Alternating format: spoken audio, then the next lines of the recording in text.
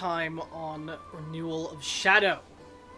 We started off with you all exiting the temple. But before you were able to leave the Temple of Law, you were stopped by an individual dressed in a fanciful suit with a pin on his suit that looked to be designed like a honeycomb. An elven man who appeared to be a representative of the Hive, the merchant organization that you all were somewhat aware of that sold magical items. What's my thing? I should have pulled this open first.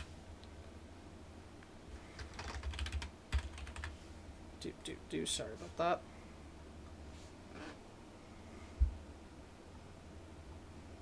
He came in, and it seems he was attempting to gain some leverage with the officials of the Temple of Law so that the Hive Nest Store could get some assistance in their preparations for Winter Remembrance. However, the Merchant Guild representative Forrest did not appear to be very happy to see him and was quick to deny him any expedited assistance, saying that they were going to focus on their local businesses first, especially ones that were landmark for Wolford. And he quickly dismissed the man and told him that if he wanted to get anything, he could speak with the mayor. Before leaving, Isaac had a short conversation with the man, as the man offered all of you jobs if you were looking to help the Hive. To which Isaac asked him about and asked him some questions on, and then walked away after finishing, having learned that if he wished to pursue any work with the Hive, he just needed to go to the store and ask for him. Once outside, Forrest was quick to tell Isaac and the rest of you to be cautious in your dealings with the Hive, as he cautioned that they were a organization that cared only for profits, where the individual and people are not as valued in the face of them, which in fact perhaps was shown a little bit as the man seemingly wanted you all to reveal the information of the woman that you all had saved in the Session 0, the individuals that were there for that one. The lady that you saved who worked for the Hive that gave you all some free magical items. He wanted you to reveal who she was and so on, but the party lied their way into giving a false name, hopefully making it so that she would not suffer any punishments. Oh, someone has written over the thing on the date. That can just be changed if someone could have pointed that out. I'll do that now. Is today the 18th in game or the 19th? I think it's still the 18th. Let me check. Yeah, it's still the 18th. Oh, 18th session, 18th day. So look at that. Alrighty.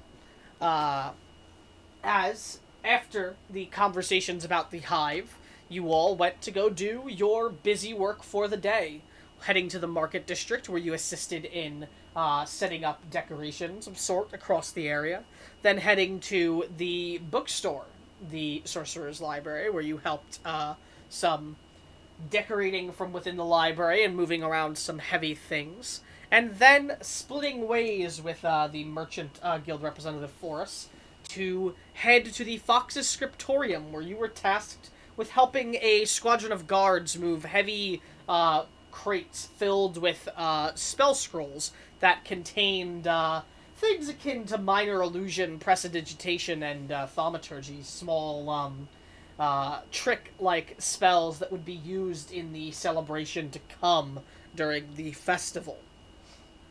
As you all approached to head there, as you made your way toward the location, a loud bell began to ring out, being rung through the city. As it rung, the people of the city looked scared and rushed inside, where they hid inside their homes. As before you all could react, there was a loud boom coming from the direction you were heading, and all of you rushed toward the boom, trying to find out what was going on, and knowing that you were obligated per contract to help protect the people here. As you arrived, as the civilians were running away from the Fox's scriptorium in the middle of this small market area, where guards lay dead on the floor, one guard still alive, with three of these kobolds on his back stabbing him, driving daggers through him. As you all saw these kobolds standing outside in the midst of battle against some guard and having killed many of them. And those of you that knew kobolds better than others immediately noticed something strange about the situation. Kobolds, by their nature, are nocturnal creatures and do not do well in sunlight. In fact, it is adverse to them, and it, in fact, harms their capabilities. However, these kobolds were not even flinching at the sun, nor were they seemingly affected by it. As well, they were led by two strange-looking kobolds. One, a kobold with white scales, dressed in wizardly attire, with a strange purple orb in hand that glowed a dark magical color as she stood, and the other, I think it was a red-scaled dragonborn with a skull helmet and some loose hide armor dressed across him, wielding a spear and a shield. As you all went into battle with the kobolds, it was a deadlier battle than you should be expected, as the spear-wielding kobold with the skull helmet was very strong, very martially adept, holding off several people at once and using his shield to shoot spikes into his enemies that leaked with poison. And as well, the woman kobold, the caster, was able to conjure the visage of a dragon and summon a fireball upon you all during the fight as you were battling. I'm doing the recap now as I fix cams because James just joined. Hello, James. Glad to have you. Hey.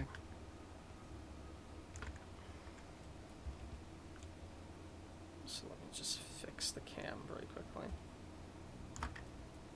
Hope work wasn't too bad for you today. No, it was alright. Alright.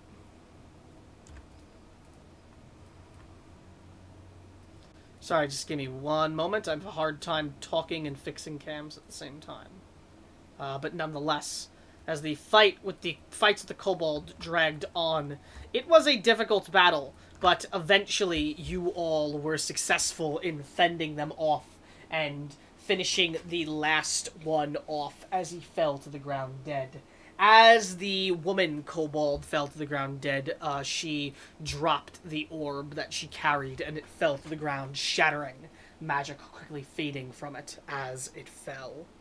As, after the fight had concluded, there was brief moment where guards rushing into the building to find out what happened, and the guard that had survived thanked you all profusely and went off to receive medical aid.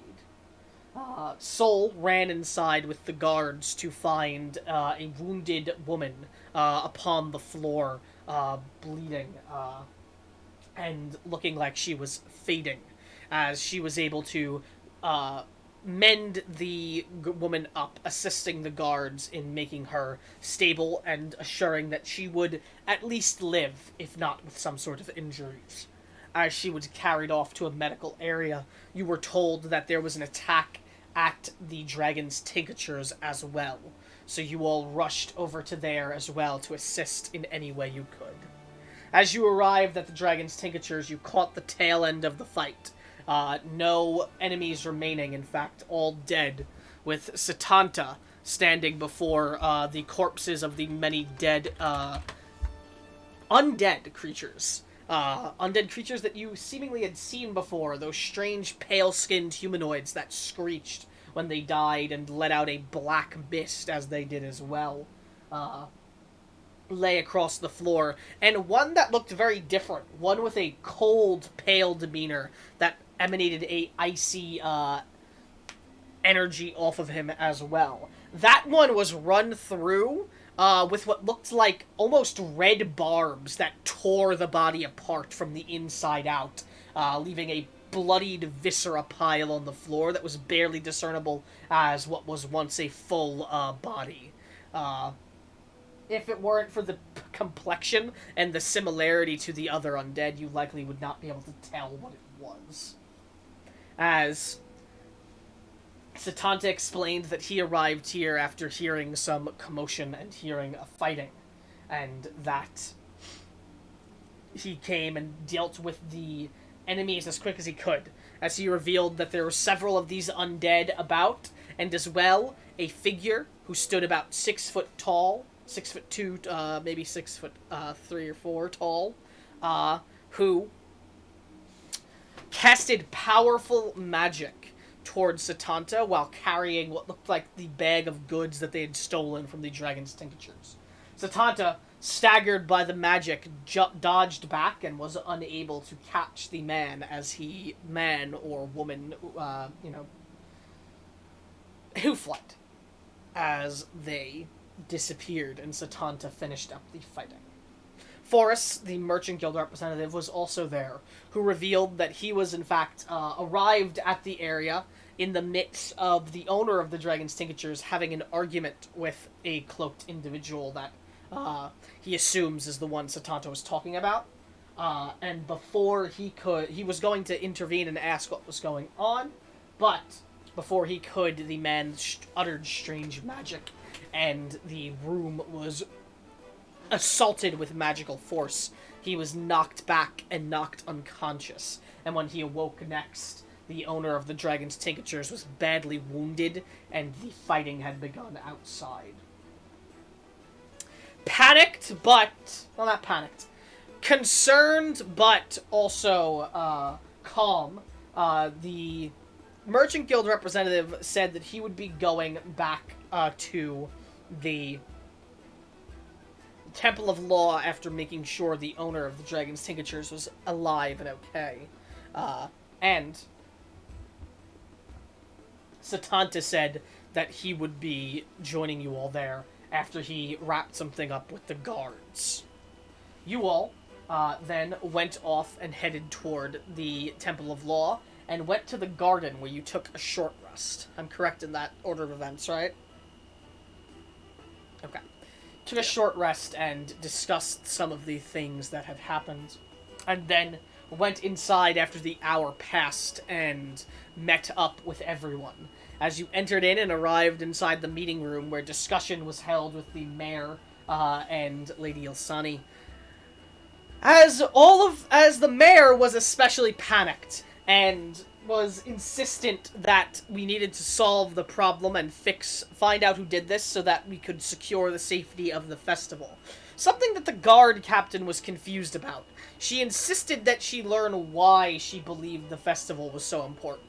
To which the mayor regurgitated the same reason she has said over and over again. Her belief that the festival is important to keep people sane during these trying times. At this, there was a lot of pushing on the mayor to try and get information about why she believes the festival is important out of her. But she remained firm in her belief that that was the case, and then was also asked if she knew that there was going to be an attack, to which she stated that she did not. Soul was unable to discern from her if that was the truth, or she was able to discern that she was nervous that there would be an attack, but she was unable to discern if she was nervous that there was going to be attack because there was going to be and she knew that, or if she's just always nervous. But nonetheless, the conversation devolved into arguing between the guard captain and the mayor, after the mayor presented her suspects that she believed to be behind this. For starting with one, the Ronalus Perpetor, that strange, pale, elven man with black eyes, and the sad demeanor and complexion, who she said was mysterious and an outsider here for the most part, who only spends his time at the Temple of the Raven Queen, something that she believed was suspicious. Then there was Vidath, the drow man who lived on the outskirts of the city, who she said was also suspicious and has been acting strangely recently, while also being a curt and explosive individual who worships the dark gods of the Underdark, including Lolth, the goddess of the drow, and so on. And then her final suspect, and the one she was most vehement about, the vampire up in the castle just north of the town, who she believes is the most suspicious, especially with the involvement of undead, as both vampires deal with undead, vampires are undead, and he is a vampire to her, so she believed this made him doubly suspicious. But the guard captain disagreed, saying that she had no reason to believe any of these people could be behind anything, and that she was just chasing after ghosts or just jumping the shark too quickly. As the guard captain furiously left the meeting after saying that she was going to start getting some real work done in investigating what had happened and how these creatures even got into the town, as she departed. Before any more conversation was held, Lady Ilsani asked the mayor to go rest, to which she did, leaving you all, and then asked for a moment of privacy with Satanta. As you all exited, the merchant representative Foros bid you all farewell, as well as he was going to go check on some individuals from the attack, including the Dragon Tinctures owner. And after waiting a bit, Astrid attempted to listen in on the conversation inside, only picking up bits and pieces of it. Was it Astrid or not? Or am I wrong? It was? Okay. No, it was. I just, you just made a face like I just accused you of something that he didn't do. That's why I was confused. No, I was thinking ahead of when Isaac did it. Okay. But she did that, as she only got bits and pieces from it. And then you all entered back in and started discussing some things with Lady Ilsani and Satanta. As Lady Ilsani stated clearly that Vidath has been acting suspicious, and that he could be behind something, though she doubts it's to this extent. She also said that she doubts that Perpetor could be involved in any of this, and even cleared him further at the point made by Beryl, who said that if he was involved in anything, perhaps it's because of the ignoring of the Raven Queen that the town has been doing as of recently. To which she swiftly and cleared his name, and going that if he is devout to the Raven Queen in any sort of way, that it would be redundant of him to be using undead, as the Raven Queen has a vehement hatred of it, to the point where her followers are unable to associate with undead in any sort of capacity aside from combating them, for the most part. So, Perpetor was one that she believed was unlikely to be the candidate. She did not know if it could be the vampire, but was confused at the prospect of it being him, as it has been hundreds of years. Why hasn't he done something sooner? But also that there is a mystery surrounding him and the concord held by the town that allows him to be at the castle, saying that he is somewhat suspicious. As she gave you all free rein in approaching this situation as best as you could from whatever angle, and said that she would appreciate assistance on it, and that it should be the job you're looking to pursue. There's likely not going to be much other work in the near future for the town while figuring this out. As then you all departed, but before doing so, Isaac attempted to stealthily leave a spell inside to listen in on the conversation. As Satanta seemingly noticed, but seemed to not do anything, to those who had perceptions high enough to notice his eyes track Isaac as he did it. And then you all left. Isaac was able to hear Satanta and Ilsani briefly share a conversation before he left, as the conversation was about him leaving. And then he caught up to you all, as he began to ask you some questions and, say some things. And eventually, some trust uh, gotten, was earned from Satanta, as he seemingly trusted you all to be good people to trust with this information. He pulled you all into an alley, used his rune magic to conjure a dome of silence that did not allow prying ears to listen in, and he gave you all a rundown of what he was truly here to do. As Lady Sile Estrella, a drow woman and a leader of the Blade Dancers of Illustray, was recently in town and had gone missing from the Lady Ilsani's home. Lady Ilsani requested that Satanta come here and look into the matter for her. With her, as he has been investigating that recently. He revealed that, and then also revealed that his apprentice, Kanda Issei, has been investigating the vampire's castle, as magic flared up from the vampire's castle not too long ago. Conjuration and necromancy. Seeing this as something to investigate, he sent his apprentice, who has been gone for a couple days now. Satanta urged that you all perhaps go and go to the vampire's castle if you wish to investigate that, and perhaps see if you could find his apprentice there at the same time. Perhaps you could link up and share useful informations. Nonetheless, Satanta revealed quite a lot to you all, and then departed after dropping the spell to go to his own investigations. As we would pick session up with you all still standing about, I believe your next destination in mind was the Dragon's Tinctures, to look at the crime scene and see if you can start piecing some things together. As, before we pick up, questions, comments, concerns, things that I left out that you think that was important that I shouldn't have left out, as per usual. Questions. Did we determine if Satanta was human? Nope. Just a really tall human, or just we don't know? Okay. Did not determine anything about that. He's very tall, he has red eyes, and he has sharpened canines, so you don't know. Okay. Do we know if his apprentice is human? He would have said that the apprentice is human, yes. Okay. That's all I got.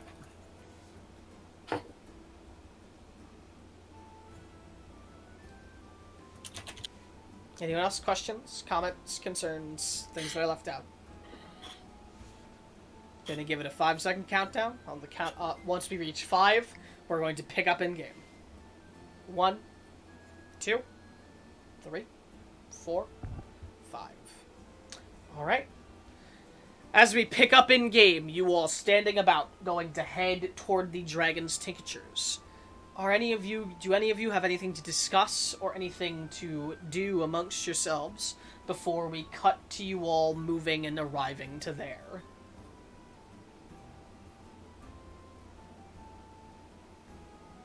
I ask in case the people who were not here last time had something in mind.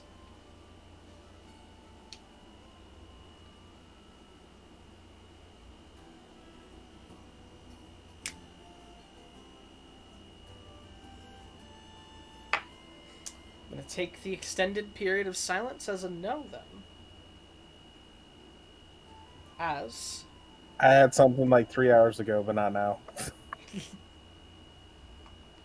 That you wanted to say 3 hours ago, in-game or out-of-game? No, I thought of something I wanted to say in-game like 3 hours ago, but Okay, I I did down see. the crap. So. Well, if you remember at any point, let me know and we can get to that. As you all begin to move toward the Dragon's Tinctures, as you walk your way through the town, which is not busy as it usually is. In fact, the only people you see out are people that appear to absolutely need to be out. People that are in the midst of doing jobs, who looked concerned and are always moving about, keeping an eye out. There's an air of unease about the town, paranoia as well, as you begin to approach the Dragon's Tinctures, as the guards have already set up a checkpoint and investigation around the area. Guards have blocked the area off and are investigating the corpses about and appear to be inside as well.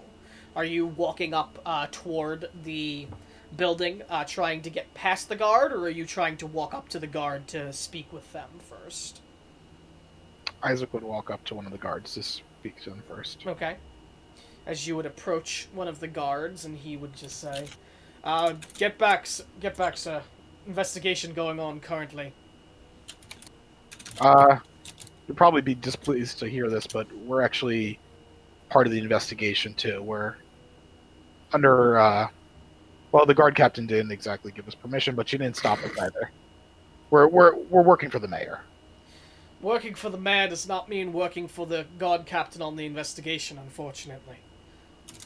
You would need her permission. I could send a missive to see if you're allowed, but that would take some time.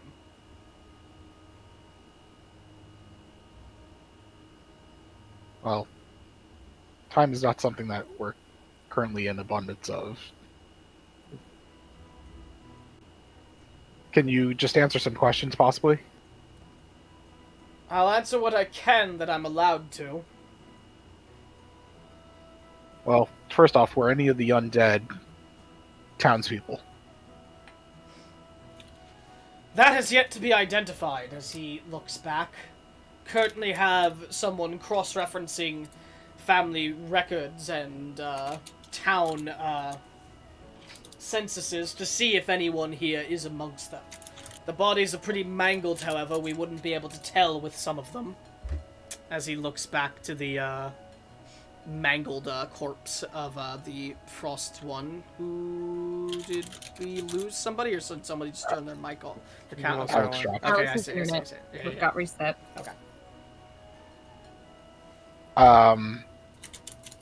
Well, has anyone gone missing in the town recently? No, we had no records of anyone going missing. If someone was any of these undead, they would have had to be, well, masquerading as the person for however days now. We're also looking into people that are not at their homes presently today. But nobody that was missing for any sort of period of time at all, no.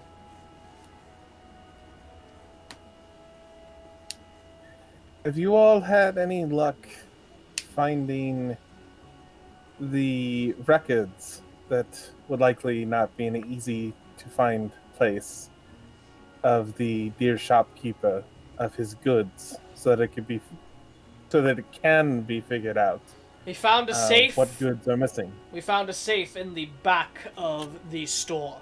However, the safe is protected by powerful arcane wards. We can do nothing but know that the safe is there until we have a specialist either come by and attempt to disarm it, or until the owner awakens and we can question him on the matter. We've taken the latter approach, as not only would it be difficult to dispel the wards, but as well, it would also be difficult to go through the entirety of the man's stock and find what was missing.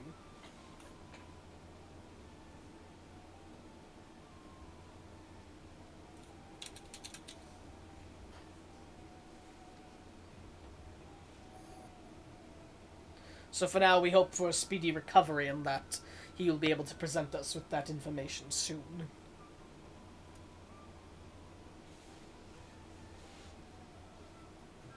No signs of, I don't know, something obvious, like, broken glass that would hold something?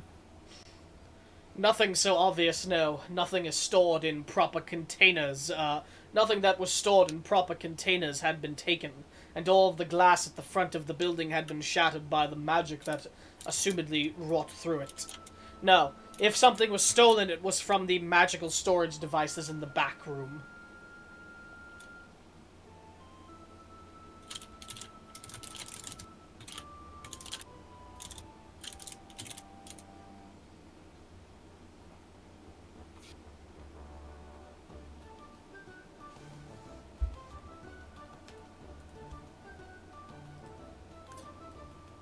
All that I have. Is anyone else?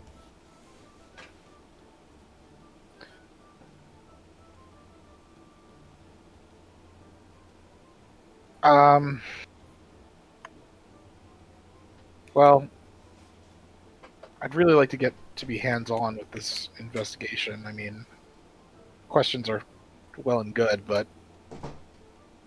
fresh set of eyes could do wonders.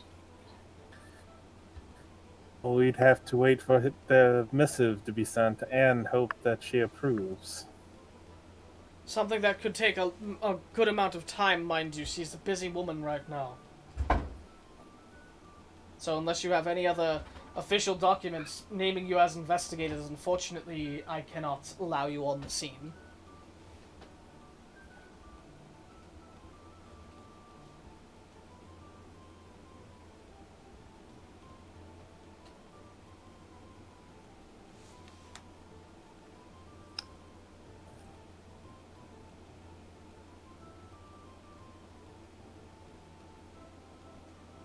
Assuming I know the result of this in advance, but as having acquired this and gonna pull up the symbol that we all have that we showed Satanta. Gonna need to be more specific than that. The thing that we got from the judge. The In judge's Arlington? badge. Yes. Okay. So you'd glance over at the judge's badge and look over at the official details of it. Well, assistance to a judge then, or having had assisted a judge. I can allow you on the investigation field if that's the case. This appears to be legit. Excellent. Okay. As I mean, you were, Isaac. It is legit, I can promise you that. And if you want to send a runner to the mayor, or even better, Lady Osani, to confirm our identities, you could do that as well. I mean, we're not going anywhere. We'll be on the scene. It would be hard to fake a judge's badge like this, especially with approval from Madeline Lloyd. So, Judge Lloyd. You wouldn't say the full name. From Judge Lloyd. We will be asking for your identities for confirmation purposes. We'll send a runner to Arbington. So, if you could all just go over who you are very quickly. As he looks to each of you. I show him my traveler identification. Alright. I'll show him mine as well. Okay.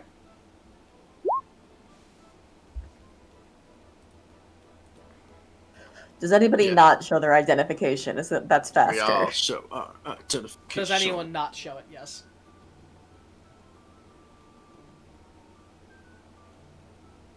Okay. Then he would record all your names down, looking at the investigation. You're free to look at the crime scene then. Please don't interfere with the investigators too much, if you can. We'll be sure not to step on any toes. As he steps out of the way and allows you to walk forward, as you see the crime scene before you. Bodies of the whites laid about the area, and even the bodies of the guards still laid there. Obviously still needing to remain for the crime scene to be intact. As you have 3 individuals stood by the cluster of the white bodies that are have some papers and books that they appear to be going through and cross-referencing. Over there, and then you have the front to the building, the glass all blown out from the inside, the door open, you can see some individuals inside. What are you gonna do? Barrel's gonna head inside. Fuck, sorry. Isaac would like to take a look at or he would go up to the guards looking at the bodies, and he would like to take the look as well. Sure. I'm gonna start casting detect magic. Okay. Ritually or just cast... Is that a ritual spell or not? I don't think it is, actually. It's ritual. Isn't it? Okay, so you're taking 10 minutes to cast the spell? Or are you just hard casting?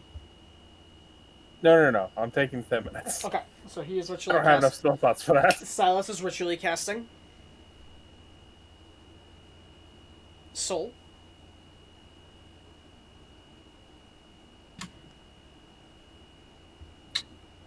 She's just watching. Okay. Josie, what are you going to do? She'd follow Beryl inside, I think. Is anyone else following Beryl inside? I would, yeah. Astrid and Caroline. For future reference, I'm sometimes not looking at the people on the screens. So if I ask something like that, it's better to say something as opposed to just raising a hand, because sometimes I have to be looking at the Roll20 itself. I couldn't be unmuted at that second. No. I just wanted to let people know for future reference there. Thank you for letting. Or if someone else is doing that, to just say it for them if they can't talk. Anyway, okay, so Carolina, Astrid, Beryl, and Josie are heading inside. Silas is ritually casting, and Soul is just watching. Isaac, as you approach, you're going to look at the bodies. As you see these bodies upon the floor. First, as I described before many times, the mangled corpse lay on the floor, its pale, icy skin, with still exuding icy energy from it, with its eyes still glowing a cold color. You had not seen this undead before, nor have you fought it. However, the other bodies, I believe there was 8 in total, are individuals dressed in what look like black leather armor, lie on the floor. Their skin is as described before when you encountered them, sickeningly pale. Their eyes are pupilless, white pools currently. Their chest cavities all have holes in them, exploded out from what you could tell was the violent reaction that happens upon their death. Aside from that, there are varying wounds on them. However, you can tell the killing blow appears to each of them be from a puncturing weapon like a spear, as they lay on the floor, dead in pools of their blackened ichor.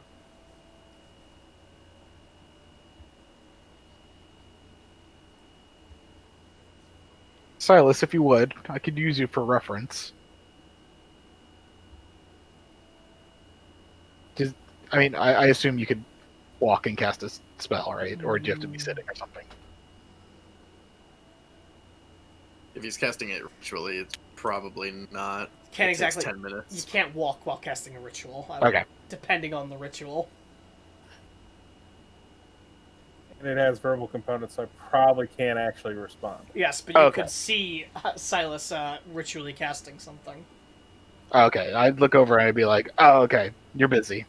Sorry, I've read a lot of crime novels, and usually there's one lead investigator and the guy standing over him saying time of death and things like that, and the guards are always here, but I wanted somebody like that to back me up, but I could take the lead. I mean, I've done enough. So Isaac would crouch down and ask the guards. Well, I guess Isaac doesn't know a lot. He pretends that he does, but he doesn't know a lot, and he doesn't know much about undead. So I'm going to ask you, Jake. Do undead do they follow the same rules of decomposition as normal dead bodies? Or when you become undead, you are preserved by some History. means. Okay. Down button just. Depend on the undead. Isaac knows that zombies start rotting away until they follow the right laws of decomposition. But it depends on the undead. Okay, so gauging a time of death would be difficult. Like a time of real death, I should say. Like actual death, you mean, not the death of them when they were these creatures. Yeah, exactly. Okay. Yeah, no, that wouldn't exactly be something that would be easy to do. No. I turn to the guards and say, have you rifled through his pockets yet? We searched them all already. We took the things that were on them. Anything of interest? Not particularly. May I have a look? Just weapons. Just weapons? Dagger, longsword, and a short bow on them each. Dagger was the only thing that we found inside their belongings. Aside from that, they're clean empty on everything aside from arrows.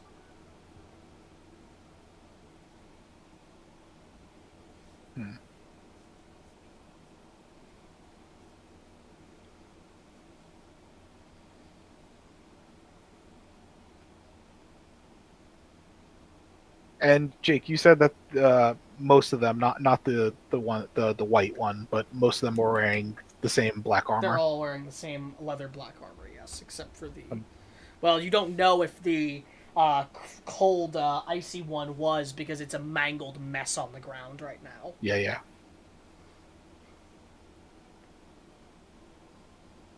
But I'm going to cut to inside very quickly. Go for it. As the four of you walk inside.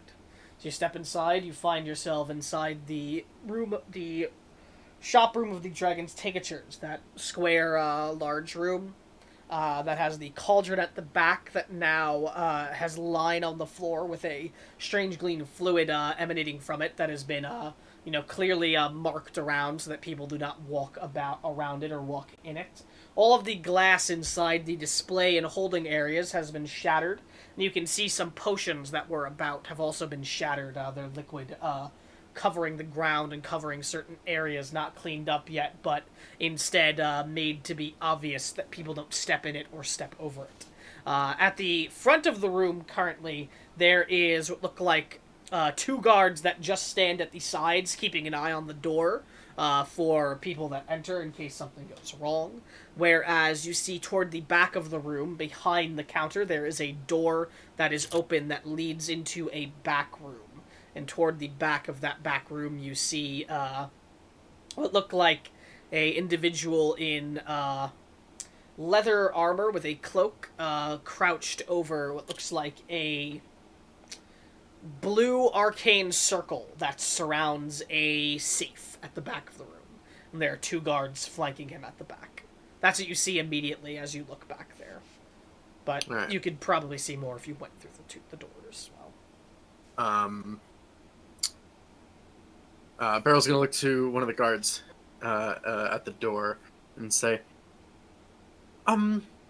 we heard there was like a big blast of magic. Nods to you. Do we know about where it happened? He would look over to the counter, and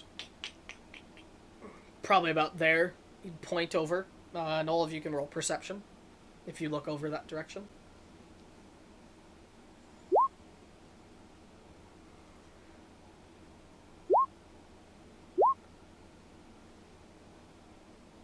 Yeah, you can all see what looks like the beginnings of like a unscorched mark at the center of what looks like scorch marks on the floor. So like an explosion went out from there, and whatever was in the middle was not affected.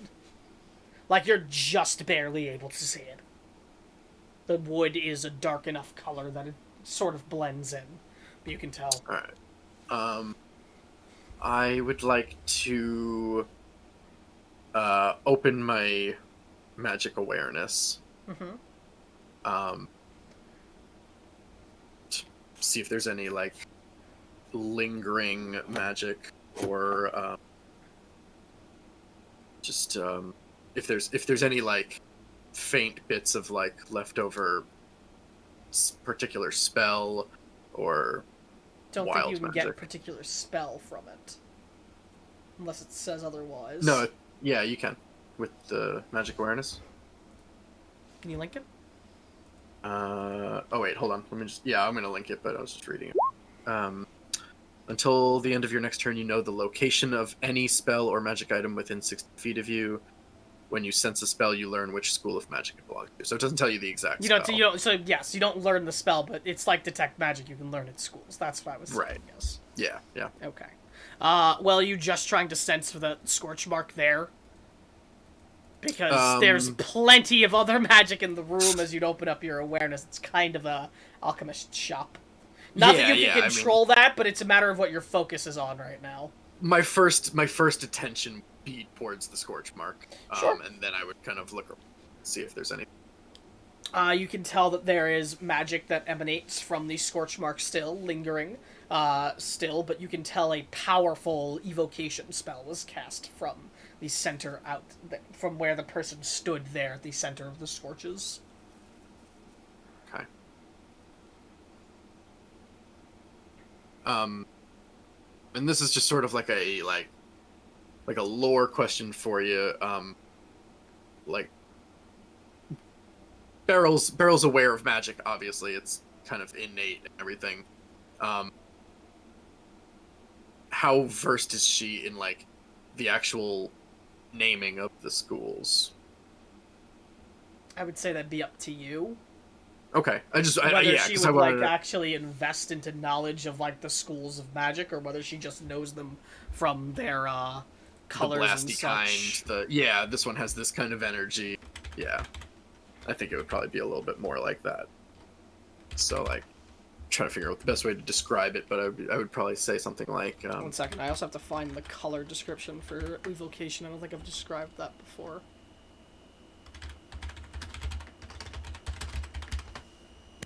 Harold didn't know what necromancy was, unless you want to like have like a different flavoring of how you said that. Yeah, I mean, we made some adjustments to the class because of Tasha. Well, lore-wise, the adjustments also came because of the orb as well. Remember, that was why. Yes, right. That was our lore reasoning. Evocation, as you'd look and see, you'd see an ebb and flow of opposing oranges and blues. Okay. Right, I do remember you saying that. Right. Well, it's definitely got a powerful energy to it. Kind of magic that is mostly used for making big impacts, both in the harmful and not so harmful ways.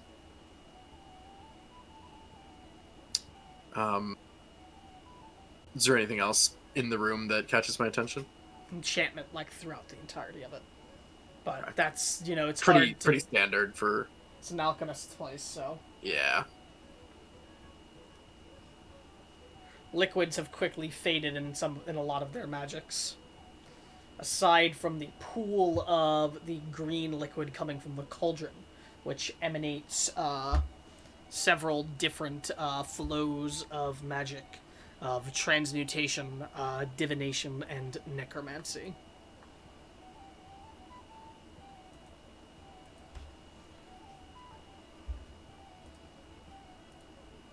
Which transmutation being a lustrous gold sheen, and divination being a translucent gold mist.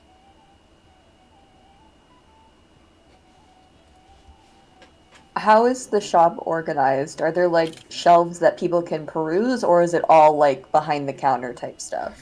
There's shelves on the other side of the counter that you can look at, but they appear to be mostly for like display purposes.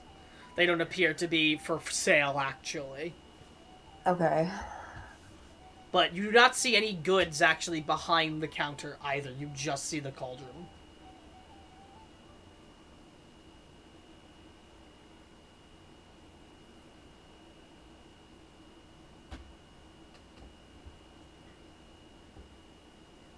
Are you going to go physically behind the counter itself to investigate further, or are you just looking? Yeah. Okay. And you'd go behind the counter. You'd see that the counter also serves as a shelf itself, and you'd see that there are bags and containers of sorts covering the lower parts of the shelves about it, and some like potions and such. Okay. They're not opened. Are they labeled? No. Okay. Quick question: do we know what happened with the owner of this place? Did he die, or is he injured? Badly injured. Trip. Okay. No, that's not true for the Dragon's Tinctures. That was for the Fox's Scriptorium. We just know he was unconscious. Badly injured Dragon's Tinctures owner, and he is currently being tended to and hoping to recover soon. Okay. Fox's Scriptorium had the owner that was on the business trip. Okay. Who the guard captain referred to as Fox, and who Had a friend watching the store. Yes. Is there any, like, from the scorch marks? Is there any, like, ash or residue on the ground? Nope, just the scorch. Okay. And the scorch doesn't even emanate like a fiery glow or anything like that. It's just like burnt.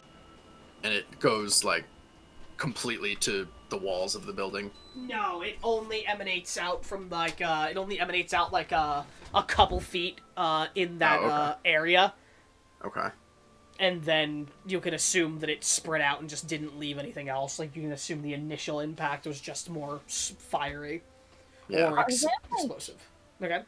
Are there, like, footprints left behind in the scorch marks? I don't really know how fire works, but it seems like if you... It would depend on if it was actually fire burned, or not, or if it was just, It feels like if you recently burned wood, you can leave an impression in it. Sure. And impressions can be left in wood either way. You can roll survival if you're looking for footprints. Yeah. Those footprints. You're able to find... It looks like markings of heavy-set boot prints across the floor. Looks similar to...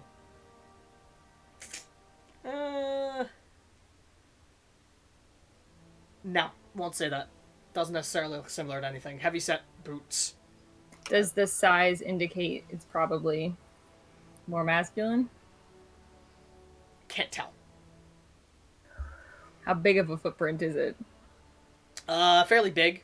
Okay. But, it doesn't indicate any sort of gender because it could be of a bigger race as well. That's fair. Because there are some races that have females and males that are roughly about the same size. Minotaurs. Earl has bigger footprints than Silas. That too. But, like, Minotaurs, Dragonborn, Lizard folk, others of the sort, Mm.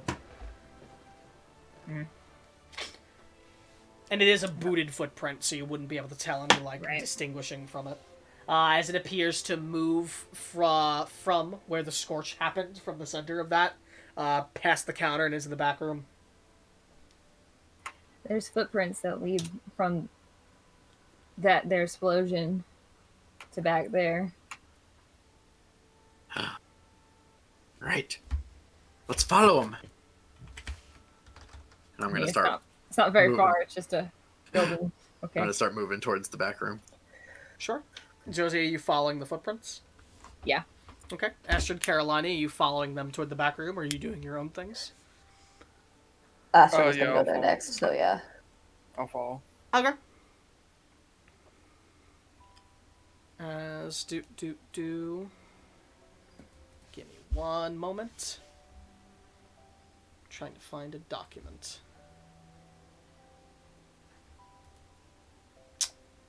Well, this is not going to be an easy thing to get, because I hate how my computer works on this. Where are you? Here you are.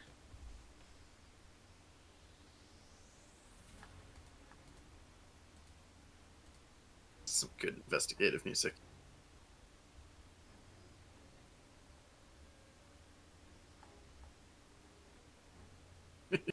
But we better find something then, otherwise it's a waste. All right. As you begin to follow the footprint into the back, and you all arrive into the back room as you walk in, and you find yourself in a skinny rectangular hallway that goes about 60 feet from the front to the back. That is mostly lined up across the walls with what looks like full wooden shelves that have different sorts of things.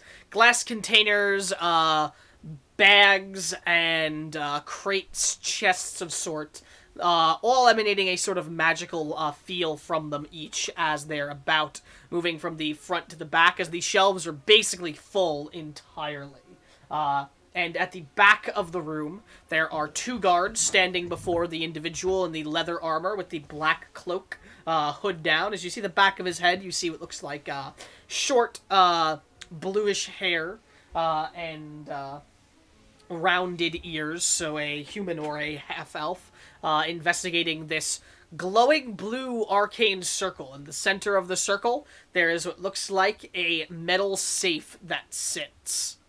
As you would all arrive in, just as the man is in the midst of his investigations, as you'd hear just a fuck, goddamn wards, as you'd hear a sizzling, as well as you'd see him just shaking his hand and it burning a bit as the smell of charred flesh emanates a bit in the room. Hello. He wouldn't look back, as he would just give like a one-handed, like a indication of hello.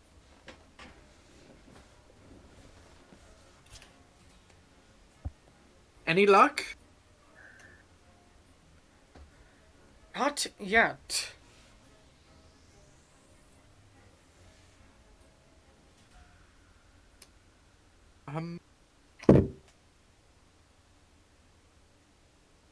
So the room itself, because the footprints lead basically to the room. Is Josie following the footprints to completion? I was just describing the room first. Alrighty. As you follow the footprints, in total they lead to the side of the shelf, to a side of the shelf in the middle of the room. Actually, wait, no. The footprints get frantic as you enter the room, as they appear to be heading a wide variety of different locations, as if someone thoroughly searched inside here.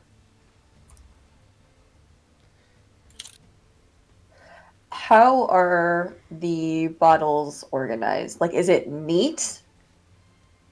Not particularly, because it's not just bottles and such about. There's not really a method to the setup. Right, but I'm more asking about, like, how things are, like, are they placed in a neat row, or... No. Okay, because what Astrid is going to be looking for is she wants to sort of scan how the room is put together and then see what is out of place based on that. So if it's a messed up room, she's going to be looking for something that seems unusually neat or organized, and then the reverse if the other was true. Room's fairly messed up.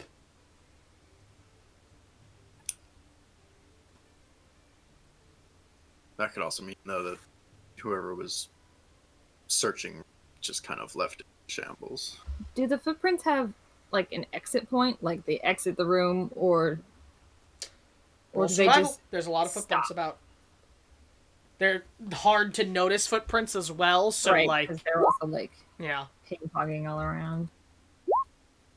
That's a good roll, though, as you do find the last bit of footprints that lead out of the room of the heavy-set boots you think they belong to. So they came in, ran about the whole place, and left again. Where's the last place they seemed to stop, sort of, before they left? Oh, so, like, can Josie try to, like, literally, like, walk the vague path she's kind of... Try to walk the back path for where he, see what the last place, see what he found before he left. Yeah. Sure. Roll me survival, though, again. I'll say an advantage as you meet to a point where several different footprints start going about. You'd lose the track. There's a lot of different footprints throughout the room. They were everywhere. Like they didn't know what they were looking for, maybe. But they left. Or they just didn't know what they were looking for was. Maybe a bit of both. I mean, so they either left without finding it, or they left because they did. I know that's not necessarily a helpful conclusion, but... Are there any areas that say unicorn horn? Nothing is labeled.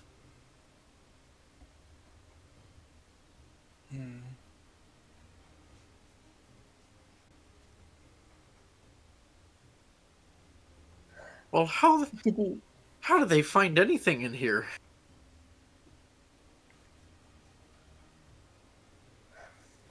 Well, that leads me to believe that, well, obviously the shopkeeper is an expert, but if the person looking for whatever they were looking for couldn't find it immediately... That's probably why a lot of stuff is destroyed in the other room. Also means it's not an inside job.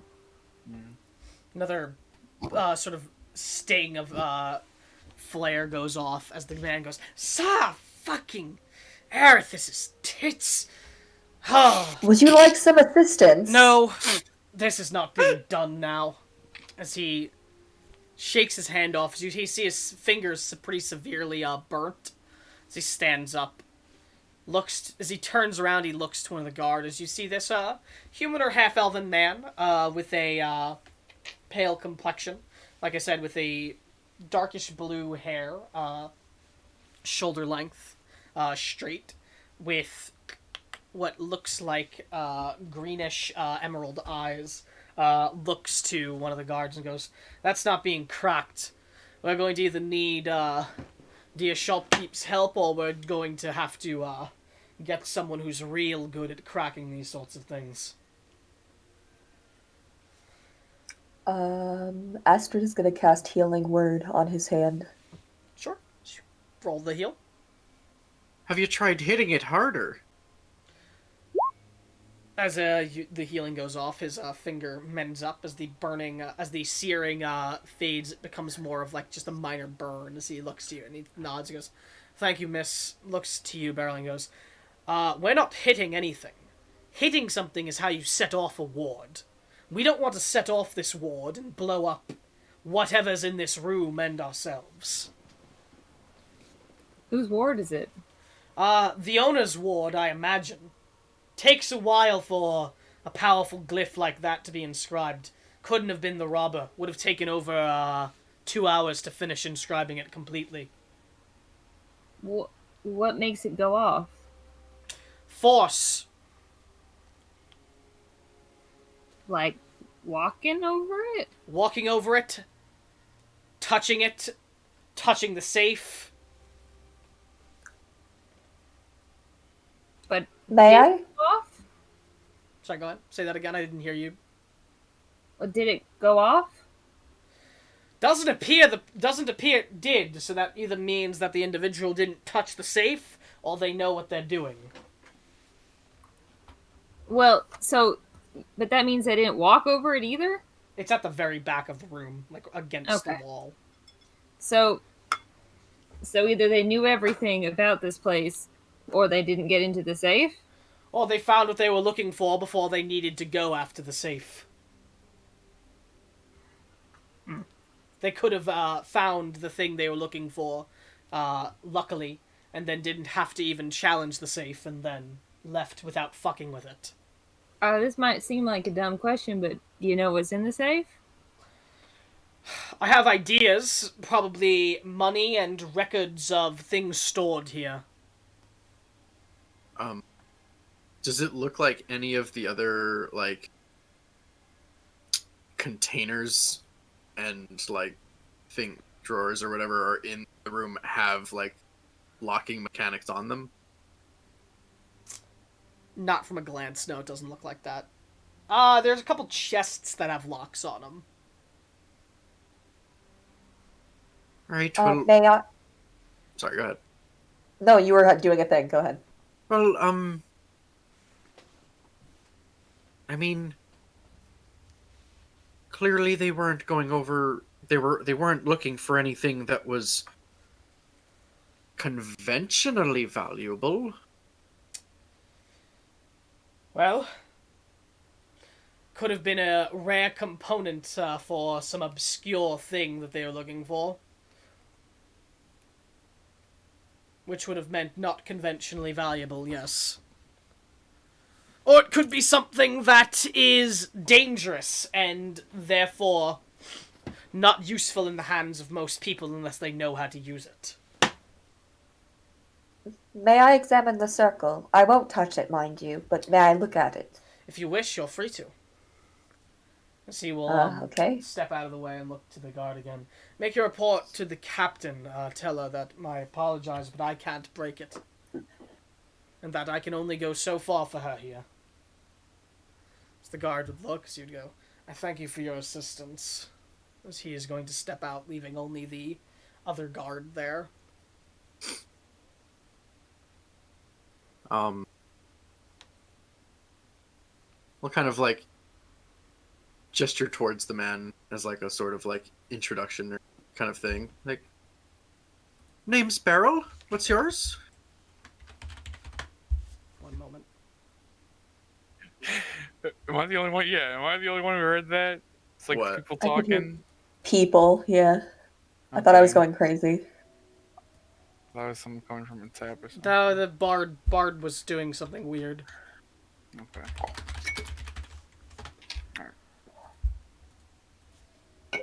Now give me 1 second.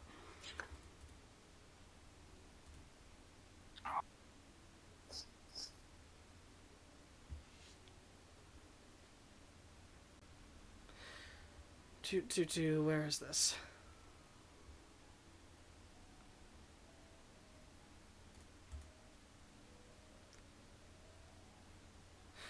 Nilivor.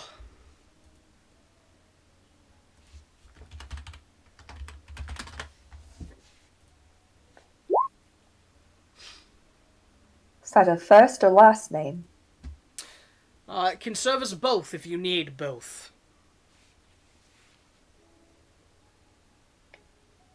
Pleasure.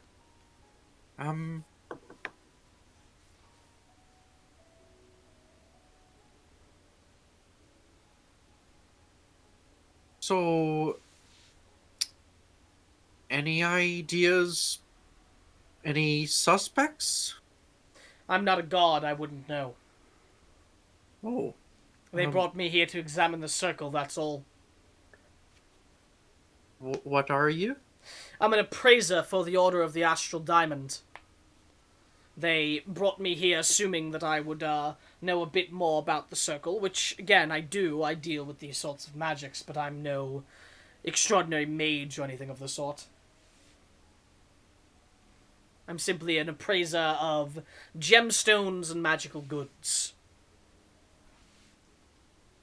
On that note, can I examine the circle, Jake? Sure. How are you trying to examine it? Are you trying to look at it in what way?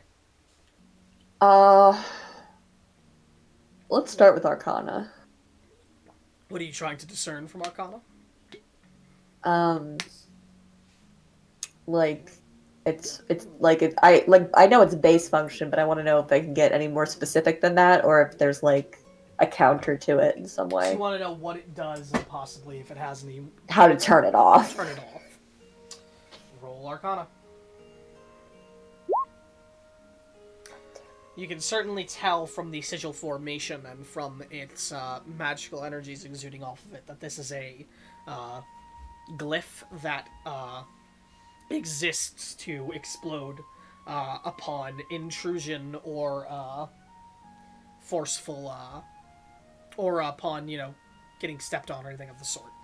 It's to prevent intruders and such. And it protects the safe, and you can tell that, aside from that as well, it covers the safe additionally. Like, the magic extends onto the safe, so if someone was able to somehow step over the ward, if you touched the safe, it would still go off. Do I know another sigil that could render it inactive? No. Okay. The only thing you could think of possibly nullifying it would be Dispel Magic, because it does exactly that, dispels magic.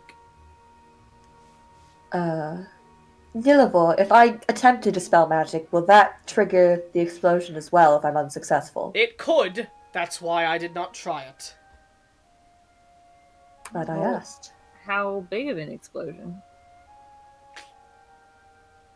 He looks at the circle as he's thinking. Astrid, are you trying to figure it out as well? Yes. Roll me Arcana again.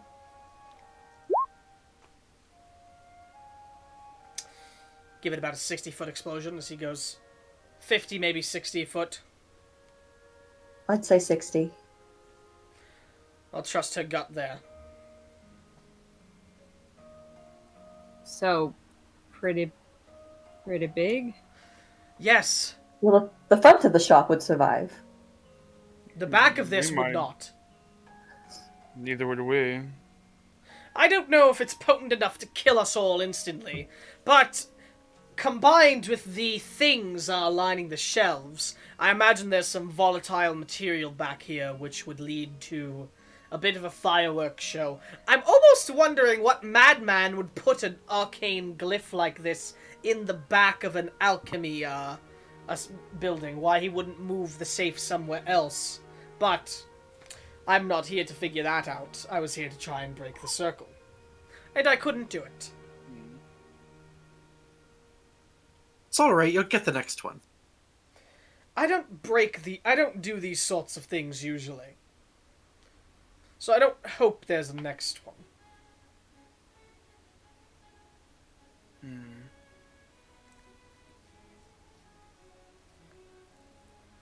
If we both cast Dispel Magic together, would that give us a higher chance of success?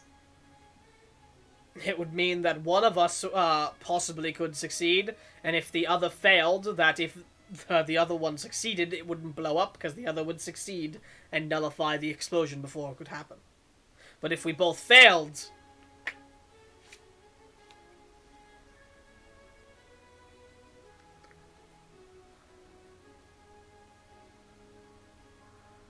Astrid's not a gambler. On that note, I want to go back to the front a bit. Silas, you finished casting your what was it? Detect magic? Alright, as magic emanates from the corpses, and there's some magic that emanates around the crime scene itself. The corpses are covered in necromancy, whereas the frosty, icy corpse, the barbs that come around it is just leaking magic with no particular school, but you can tell it's incredibly strong, the magic. That's coming from the barbs? Yes.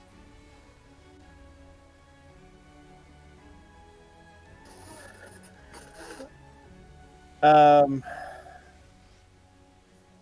like to... The people outside that had the weapons from them? What's up? The guards outside that had their weapons? The guards, do they have their own weapons or the weapons of the creatures? The weapons of the creatures. You don't see them anywhere, you'd have to ask. Isaac, you'd see Silas has completed this thing as well at this point. Excuse me. Guard would turn to you. Do you have any of their weapons or arrows on hand? Aye. As he would point over to a side just a bit. So he'd go over to him over there, he can show you one or two of them. As he'd point to a guard who has a bag of holding in hand as he is standing at the side and he is by another corpse looking through it currently. I'll walk over to That's him. a bit too chipper. Right? He's in the middle of his search. What do you do? Excuse me, I was hoping that I could get a look at one example of each of the weaponry, including the arrows. I'm checking for possible magical influences. Aye. So you would take first a longsword out from the bag. Does not have any magic on it. The magical? Nope. Then a dagger. Not magical. Then the short bow. Not magical. Then an arrow. Incredibly magical. Covered in enchantment magic. You may want to be careful with the arrows. They're oozing with enchantment magic. Not good. Thank you for giving me that information. Uh, We'll have someone identify what it is then later, as he goes to put it away.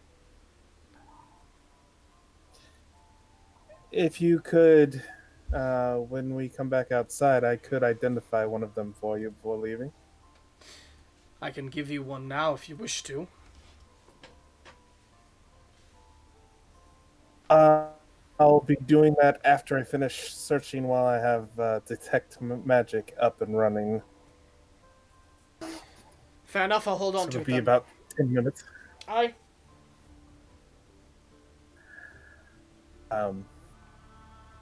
I'll be back, and gonna, unless Isaac stops me, go to head inside. Okay. Isaac, what are you No. doing?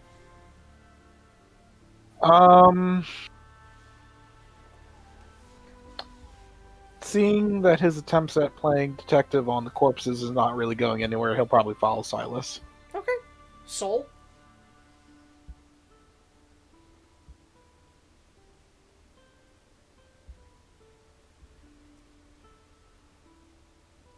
Rogue?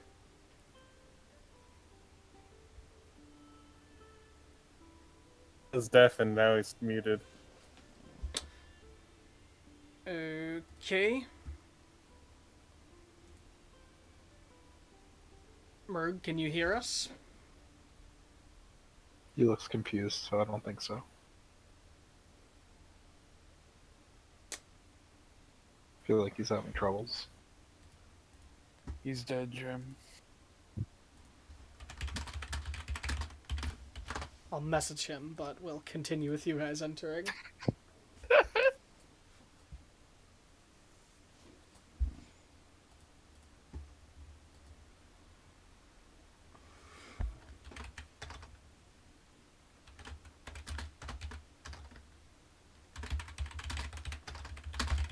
And he's gone. Yeah, he can hear us. He messaged me. Okay, we're gonna have to let this be fucked up for a second. See if he comes back quickly or not. Oh. Can you hear us now, Rogue? Yeah. Okay. I asked, Soul, are you doing anything, since they're going inside now? She'd be walking inside with them. Okay. As the three of you enter, you see what I described before, and then you see all of them in the back room. Silas, as you look over the room with Detect Magic, similarly as I was describing before, you're seeing enchantment magic all about, and then you see the evocation on the floor and the scorch marks.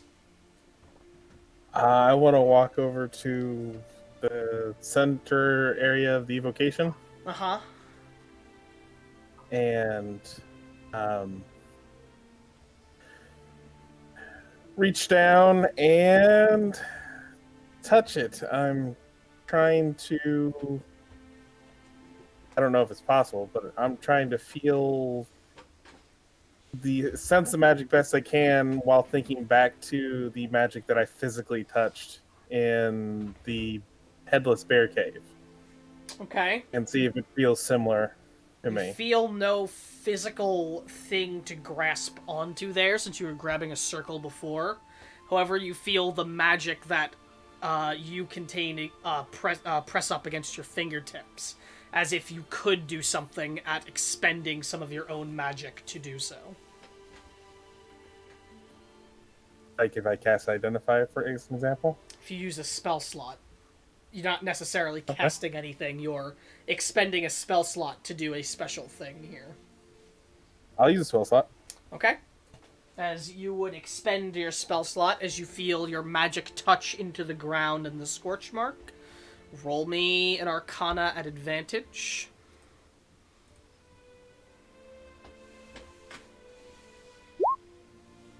Thank Good God thing you for had advantage. advantage. As you feel what feels like a wave of force just shoot throughout your body, and then as if you're feeling that wave of force, it shoots throughout the room as well, just blasting out from you. Just a blast of force, just spreading throughout the room. Then roll me a Constitution save at advantage.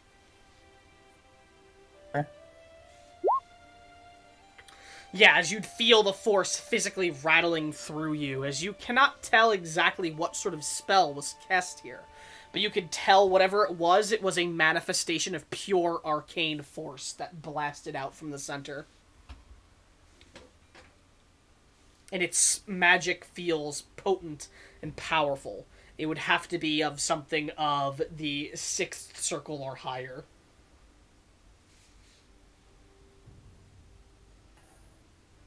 So similar power, but nothing telling me if as I said, I didn't even know if this was a thing or not, but nothing that feels similar to that circle. It's completely different magic. As in, it's a completely different type of spell. Right. But It was a long shot. roll me an intelligence check, just a straight one.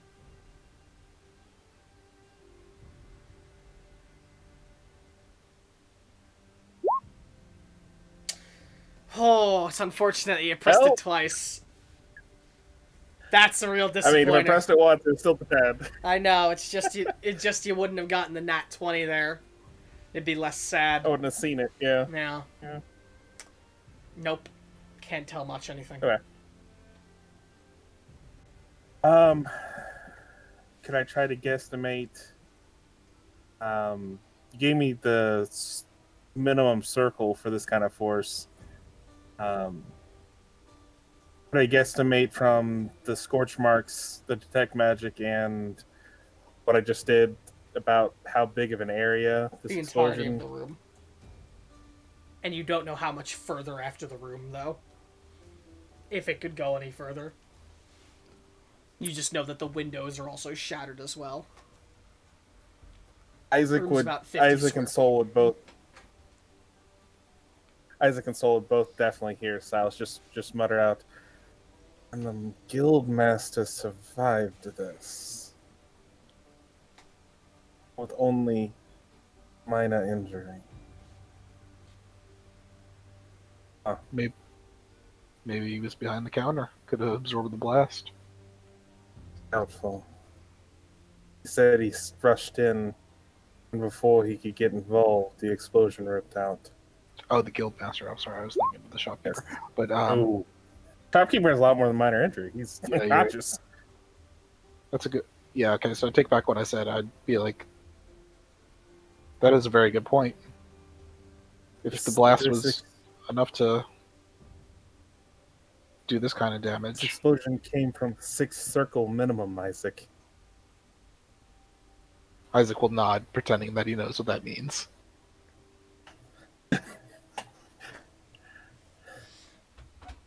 It's...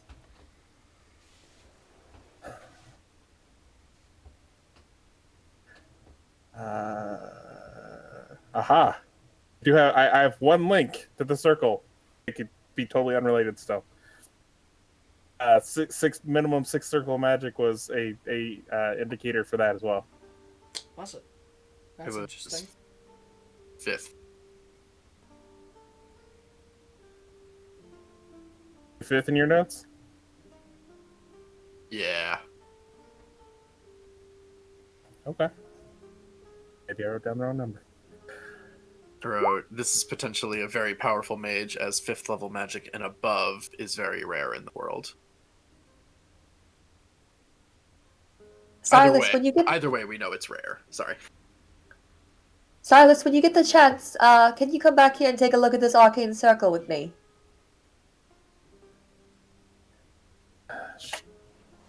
Sure. I'm coming. As head back there. Well, hopefully still holding my detect magic. Okay.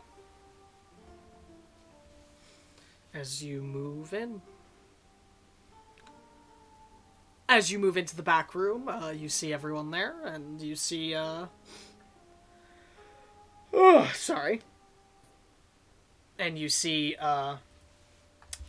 Astrid, stood over this arcane circle at the back.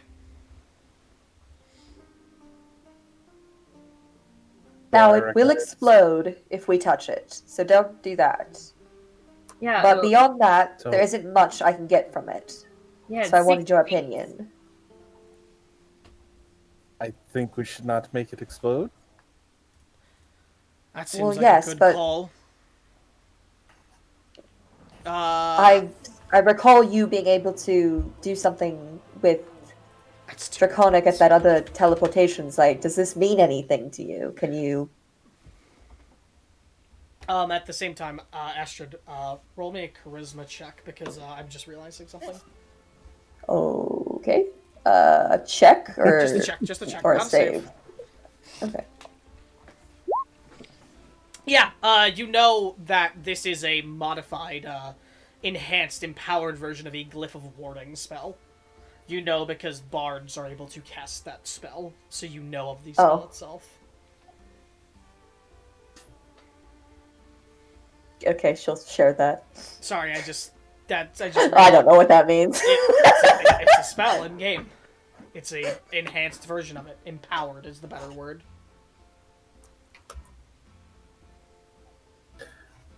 Does looking at it mean anything to me beyond what she's already told me? Well, there's no arcane script on it, and you can just see, just looking at it, that it is a magic circle that is emanating evocation magic. I'm guessing a lot of it. Yes, you would also know the Glyph of Warding spell if that was revealed by Astrid. Yeah, Astrid doesn't hold information back, and Yeah. she doesn't have to. So you'd know the Glyph of Warding spell, and you'd know that empowered could mean that it was cast up via higher circles of magic, or there was more energy put into it somehow. There's no script on it, unlike the other circle for me to read.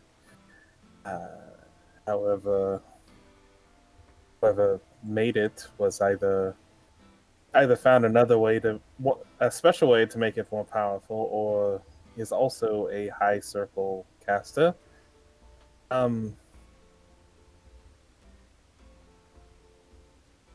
Is there a guard in the room with us right now?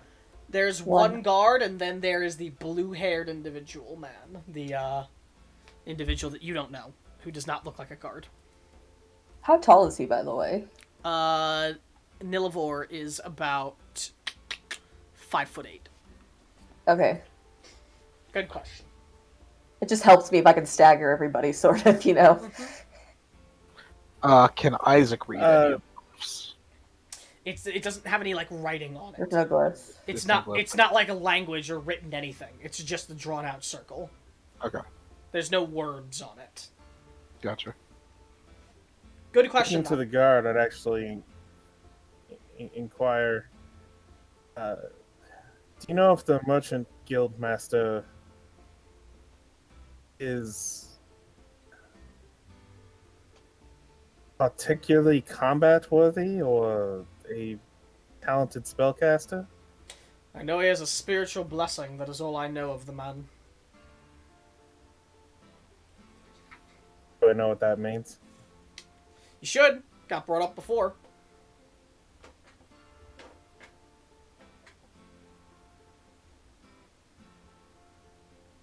Like, Past session. Not the past session, in a past session. maybe it had something to do with that obelisk?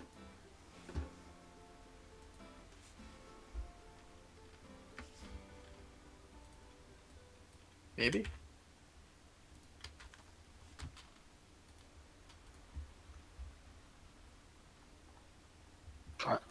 Isaac will just ask the guard.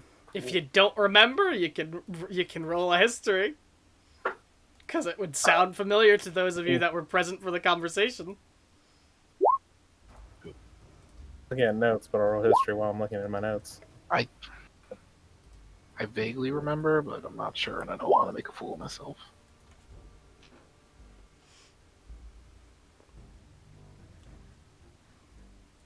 Give me one moment.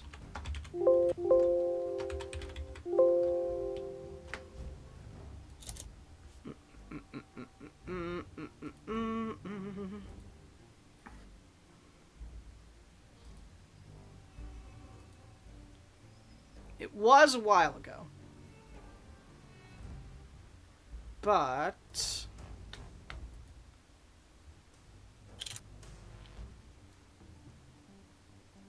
let me see 1 second. Actually, did it come up in session, or was it something I just talked about out of game?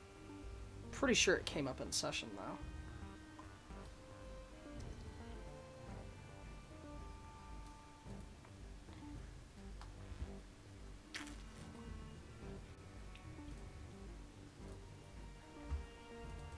Well, let me just look at the rolls.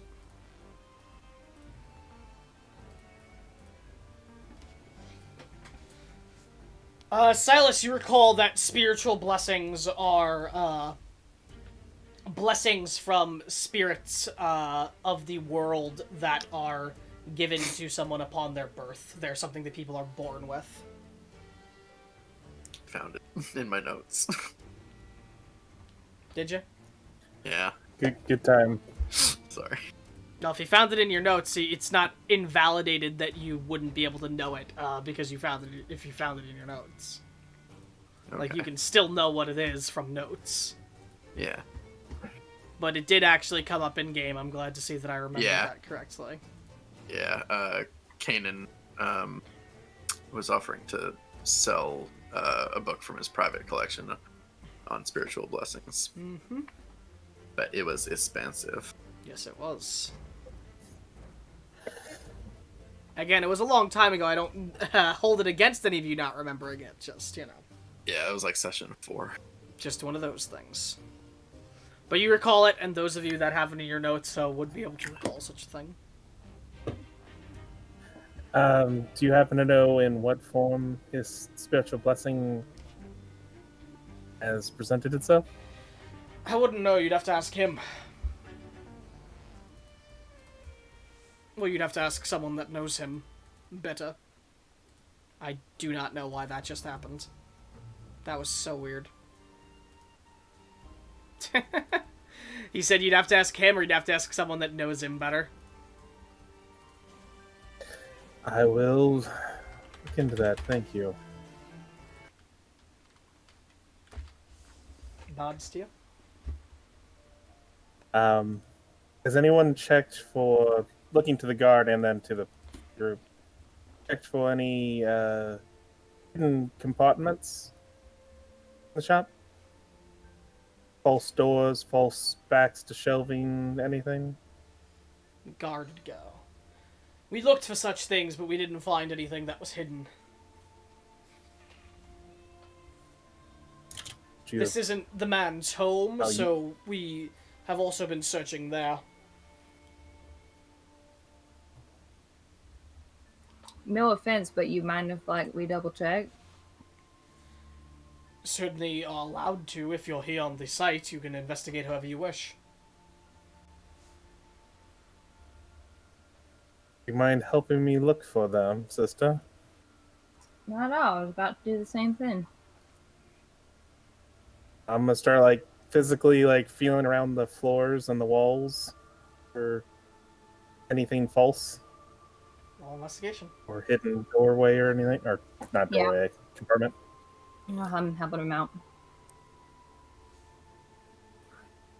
Assuming you're not walking over the glyph to do this as well for the back part of the room. Definitely going around the glyph. I would also. You're not doing the back part of the room. You're just doing the front then. The first 40 feet of the room, because the next 20 feet is unaccessible by the glyph. I would also kind of be pointing out that it might be wise to search near where the footprints, kind of scattered as they appear to have been. You know. You don't find anything hidden. Okay.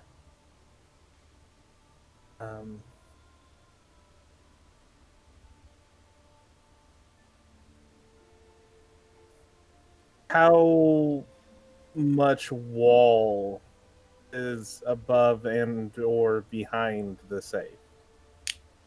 There's a single wall behind it. It's leaned up against the back of the stone wall. I'm not going to enjoy this, but Beryl, do you think you could help me with something? I suppose. Depends what it is. I'm not very keen on finding things. No, you are very good at lifting and holding things. All right. Could you lift me horizontally so I could reach back and feel along the back wall past the safe without stepping into the warding? Nilivor chimes up. He goes, "All right, slow it down there. I'm gonna give my professional recommendation here and say you don't do that."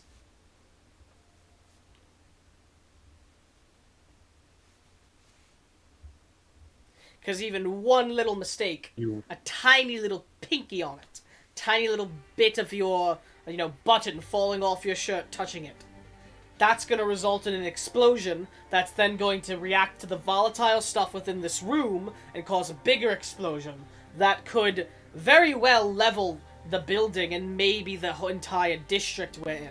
I don't know how big of an explosion it could be.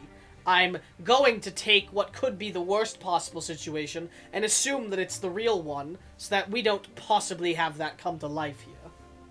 Hey, I got a question. Mm-hmm. So you can't get rid of it. No. Fine. And you can't set it off because of the 60 feet. Can't you, like, magically contain it? What do you mean by that? I don't know. Like, if it was a real explosion, you could just put some, like, real big metal sheets around it. And then when the bomb goes off, it's, You talking about someone magically containing the explosion so that it's like a bubble, it blows up and doesn't touch anything else? Yeah. I don't have magic that's capable of that. I don't know anyone that has magic that's capable of that. It'd probably be very high level magic. Well, I mean, I can sort of do something like that, but, well, the explosions still would happen, but perhaps maybe if we, like, emptied out the room, I might be able to contain it myself. Well, this is a crime scene right now, too. They're not Not supposed only to be that. moving things. You think if we could move things, they'd have the body of those poor gods outside still? Not only that, but the explosion. I mean, this is my guess, but would Destroy likely destroy evidence. the content. Destroy the contents of the safe. Oh, That is also a very real possibility. right. Silas, maybe we wait until the owner's okay, and maybe they can just open it for us.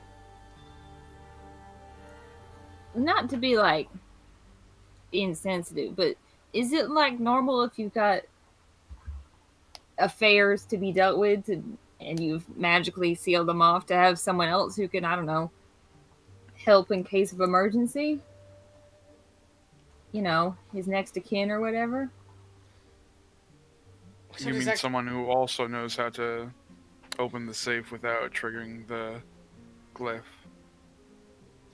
I'm sure they're looking into that. But I don't know.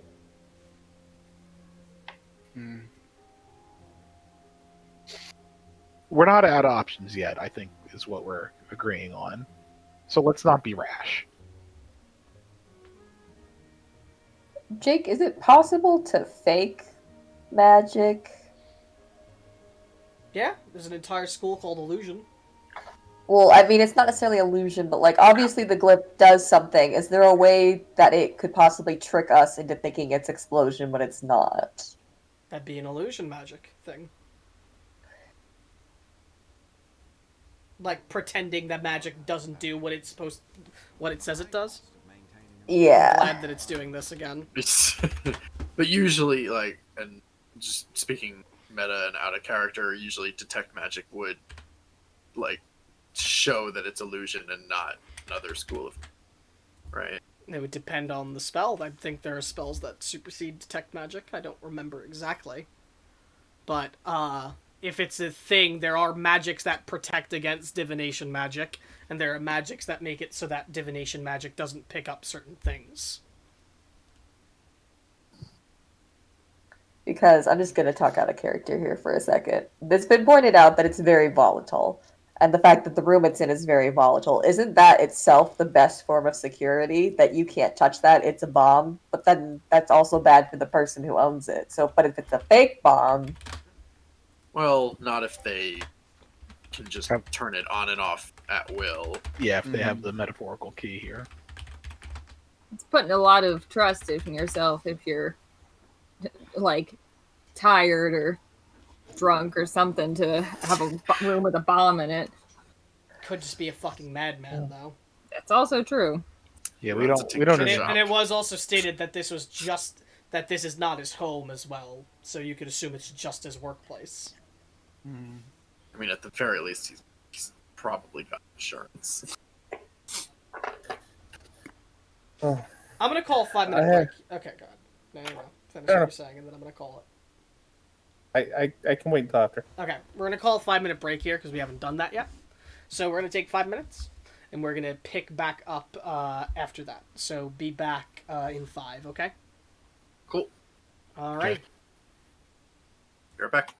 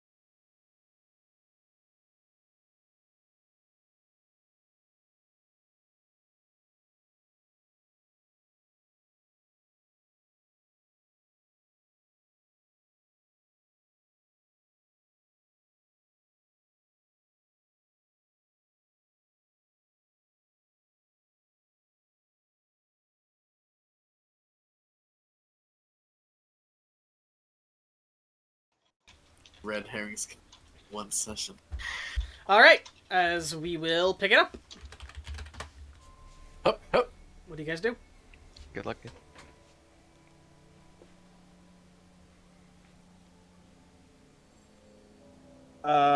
Do I know if the identify doing the identify spell, if that would set off a glyph of warding? I could be a dickhead here and tell you to read Identify, or I could just say that Identify is a touch spell. I mean, I know it's touch spell. And anything. What that is the touches. glyph? What does the Okay. glyph get set off by? Depends on the trigger. Oh yeah. Oh yeah. Yes, you can assume that touching it with the Identify would probably set it off because of touching it. Fair enough. I think we may have I tapped this building for Yeah, I info. think so. have something to look into outside. Apparently, the arrows that were being used by the undead are highly magical.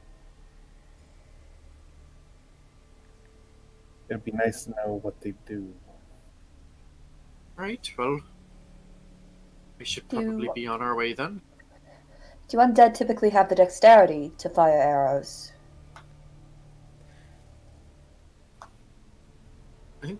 I think we fought those We exact fought, yeah. kinds, and they had bows or We something. fought, Some, Yeah. You did fight these. some specific seem things. to. But that doesn't mean her question isn't still Oh yeah, invalid. Yeah. The ones we fought have. For those of you that know of undead, the answer would just be it depends on the undead. Undead are very varying dependent on the type. There's no one size fits all.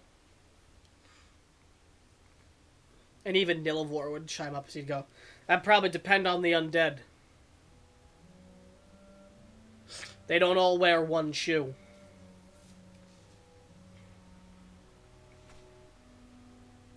right. Well, they'd have to share it.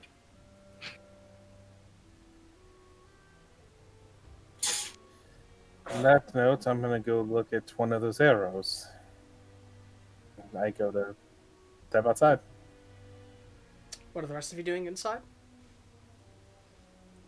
Any lookovers of the room you're doing finally, or are you done inside of here? Isaac will, because he's just gone in the room. Is there anything on the shelves that sticks out to him, or is it just a bunch of like vials of stuff? Not particularly anything that sticks out. From just a glance, no. How dusty is it in this place? Not particularly dusty. Not dusty. Okay, fuck.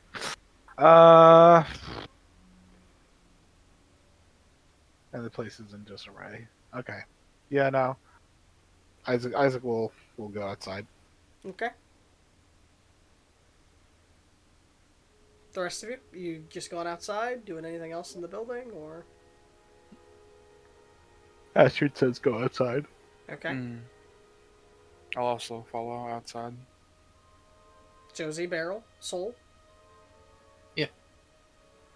Yes. Mm-hmm. Alright, as you'd all step outside, Silas, you going to identify the arrow? Ritually do identify, but yeah. Are any of you doing anything in the 10 minutes he's casting Identify? I got up.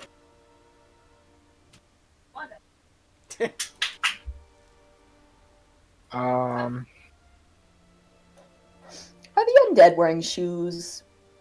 Wearing boots. What's up with the bottom of the boots?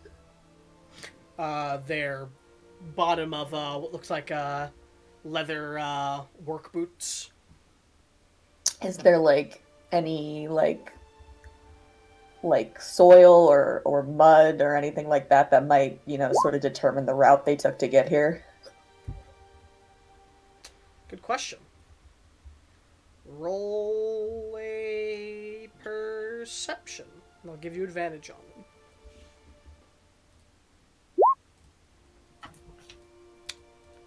They're murky and wet a bit at the sides. Okay.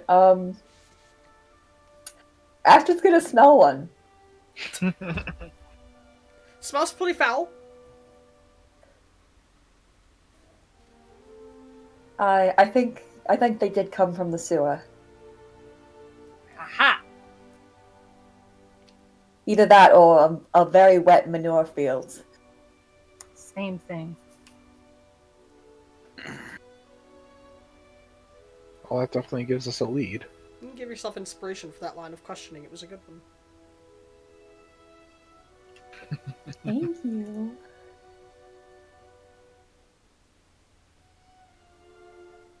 I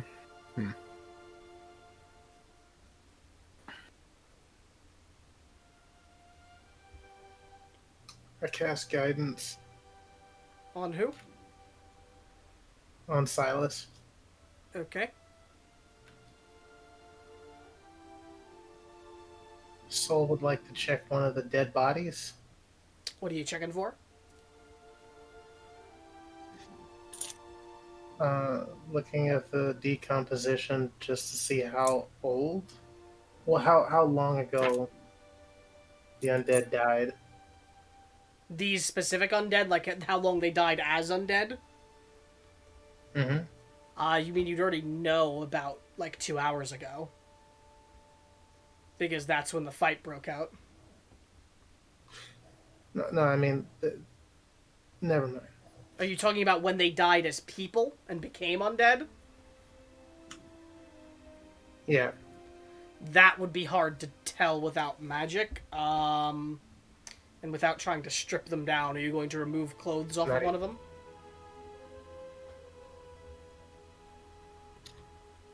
That would be too weird. No.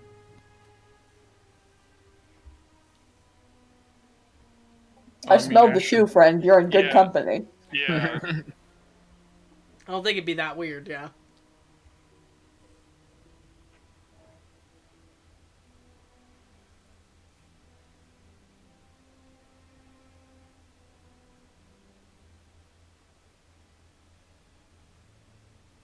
Anyone else trying anything during the 10 minutes?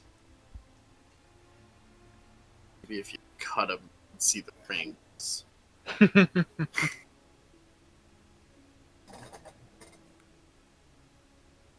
Gonna take that as a no, as the 10 minutes will come to completion. Silas! This arrow is an arrow of humanoid slaying. When it hits a humanoid, they have to make a Constitution saving throw of a DC 17. On a fail, they take 60-10 piercing damage on, additionally with any other effects of the bow. Christ. Half on success. Sal's gonna look at the guard. I'm assuming all these, along with everything else, going to be taken back to some official place where evidence is taken to. They're going to be taken back, yes. It is evidence.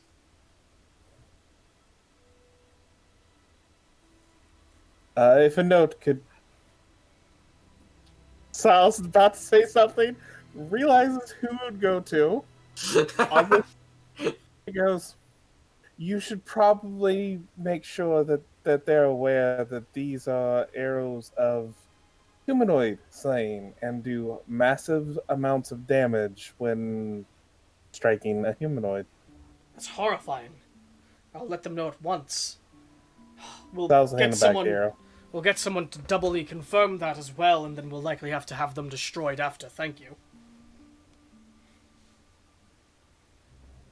House grimaces when he says have them destroyed. Did the merchant representative get struck with one of these? I wasn't at the fight. I wouldn't know. I didn't even know they made something like that. He didn't say that he was. The only thing he stated struck him was the magic in the store. Well, he also had a bit of a cut on his arm. He was knocked back against the wall. Where are we going to next? We can discuss more things on the way there. Well, if it's all right with you guys, I'd like to ask the trees if they saw anything suspicious.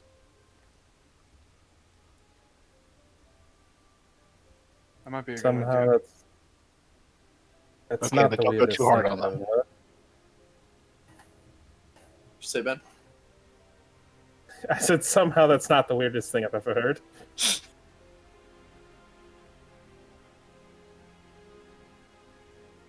Well, you could just, I'm fine with the detour.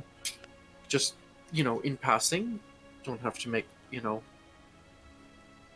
whole event of it. But,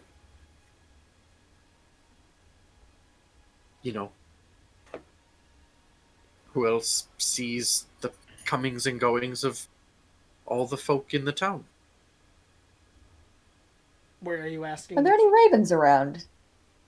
There would not be. Dang. Are there any trees next to the shop? I mean, there are trees about the town. There'd probably be a tree near the shop somewhere.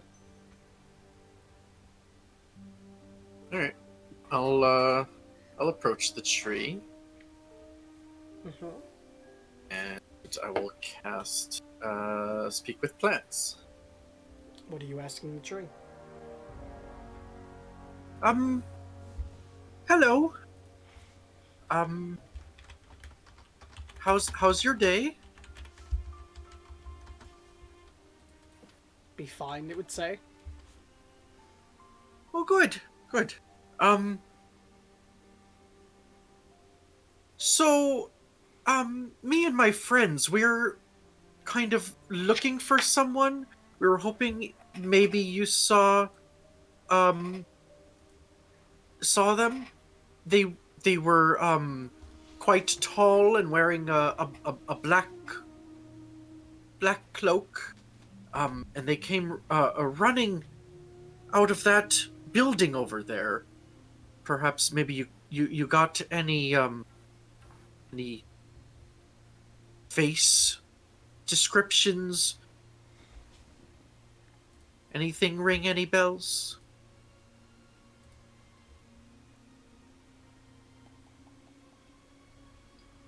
One second.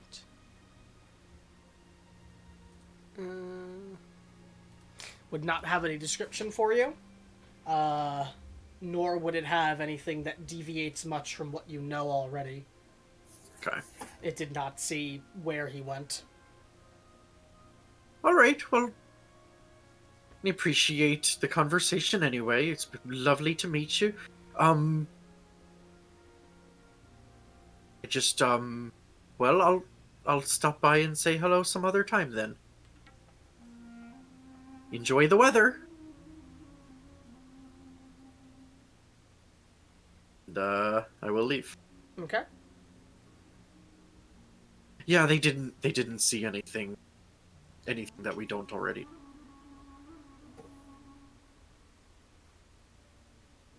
I already learned something today, so it's still a benefit to me. Right. I didn't know plants saw. Like not, and the expression on his face would not be like mocking. It'd be like just a very straight, honest statement. Well, I mean, they're not great conversationalists, I'll give you that. But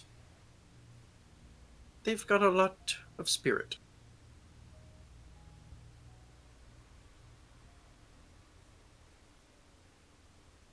Very good listeners.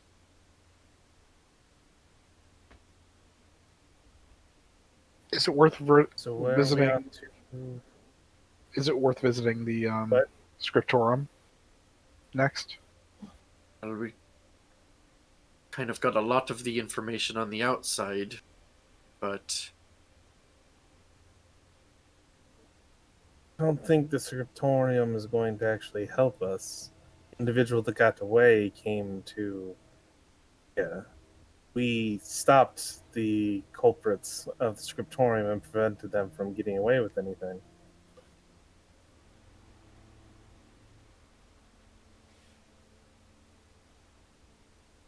We're still not sure if it's, well,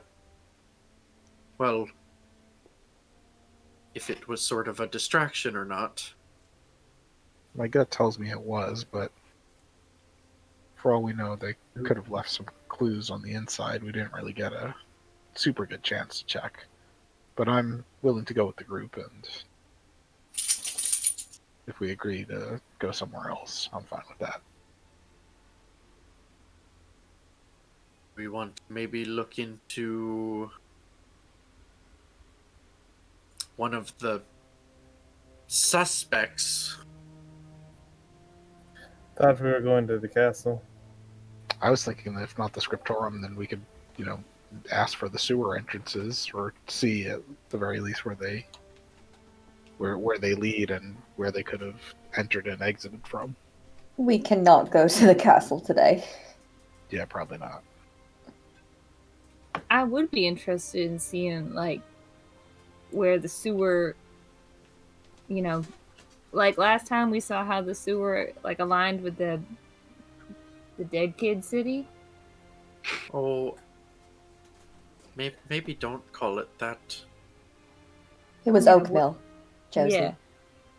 Well, could be another thing here if there's a sewer entrance right close to the robberies.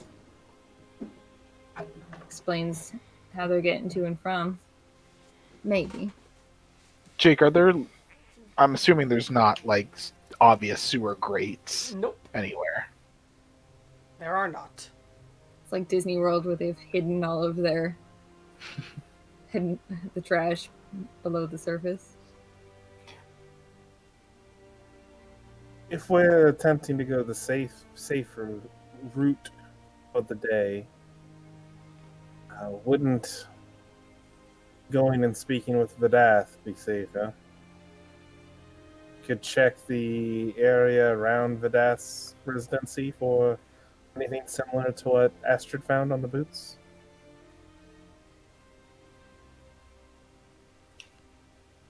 I don't like sneaking around his house. That seems...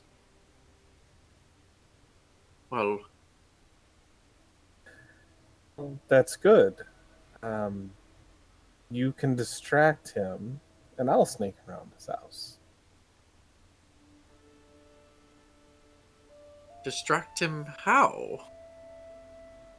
Octo, tell him about your plans and anything else. He's not much of a conversationalist.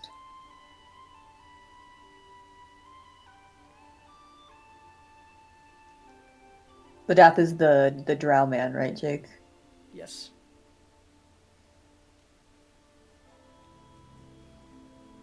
I was leaning on hopefully the group's abilities to cause some sort of distraction or delay. Well, I just think that going to Vidath would be safer than delving into a sewer.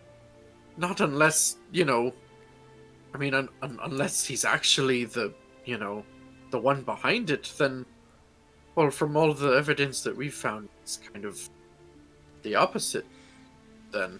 Except that he's already expended massive resources.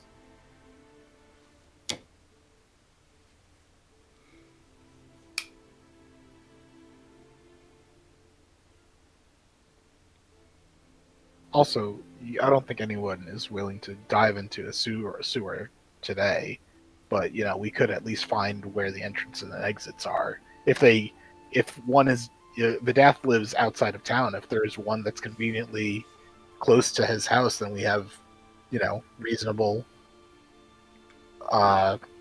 just not necessarily suspicion, but we have a reason to go talk to him. Because personally, I don't like any of the suspects outside of the vampire, and that's iffy at best. I'm gonna cast message to Astrid. Mm-hmm. Say, in all reality, I just want to get space between us and any prying ears to discuss something.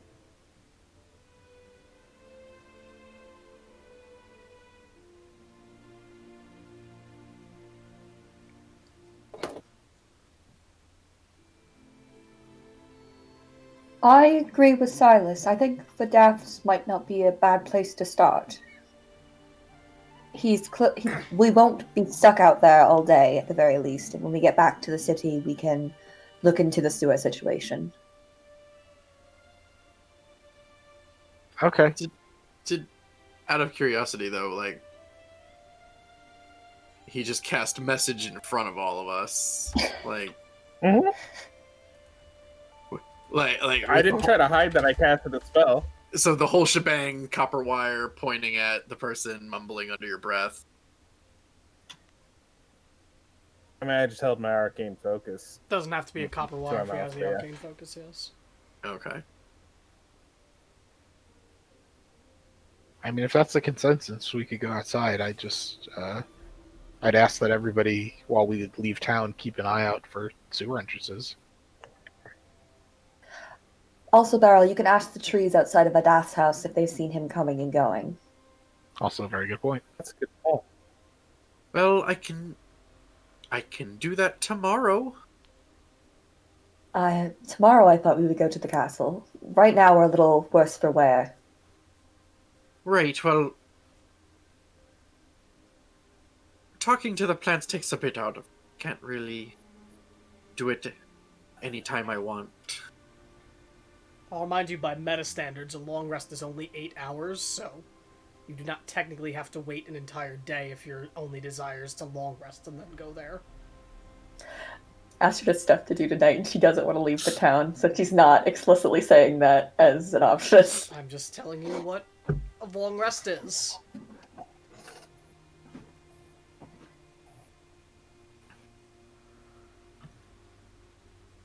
Well, let's find out where these sewers are then.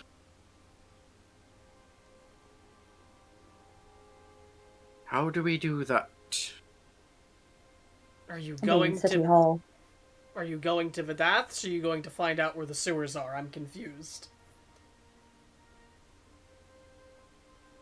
I thought we could do together.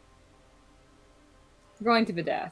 Oh, Well, because assumedly if you're going to find out where the sewers are, you'd be asking someone where the sewers are, which would be going to somewhere else first. Then that's why I was confused. My Nice. impression is we were going to Vidath, but we're going to try to keep an active eye out to try to notice sewers. But if they, Sure. don't- okay. Mm-hmm. So you're gonna head outside and head to Vidath's. Jake, can you pull us to the town map? Yes.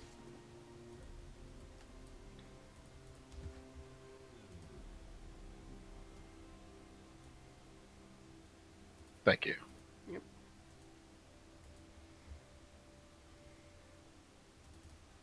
As you begin to move toward Vidath's.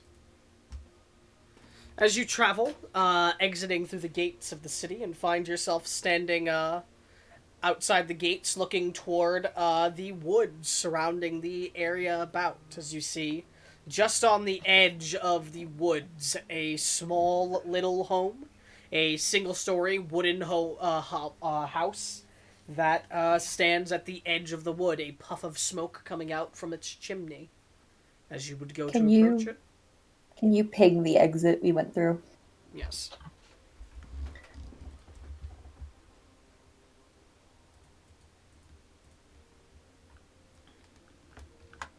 That one. Okay, cool.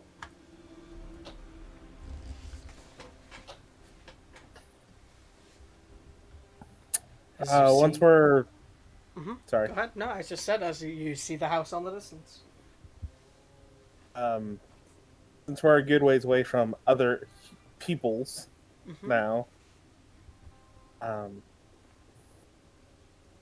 Silas will chime up and just go, I just wanted to point out that I think a major suspect at this point, or one of the things going on at the very least, is the Merchant Guild representative. I agree. The magic blast that he got knocked into a wall, knocked unconscious, but was I think I'm not exaggerating when I say less than worst for wear. From was a magical force blast that came from nothing short of a sixth circle magic. Now, to put that into perspective, I myself can only touch second circle. I'm guessing perhaps a couple of us may be able to touch more than that.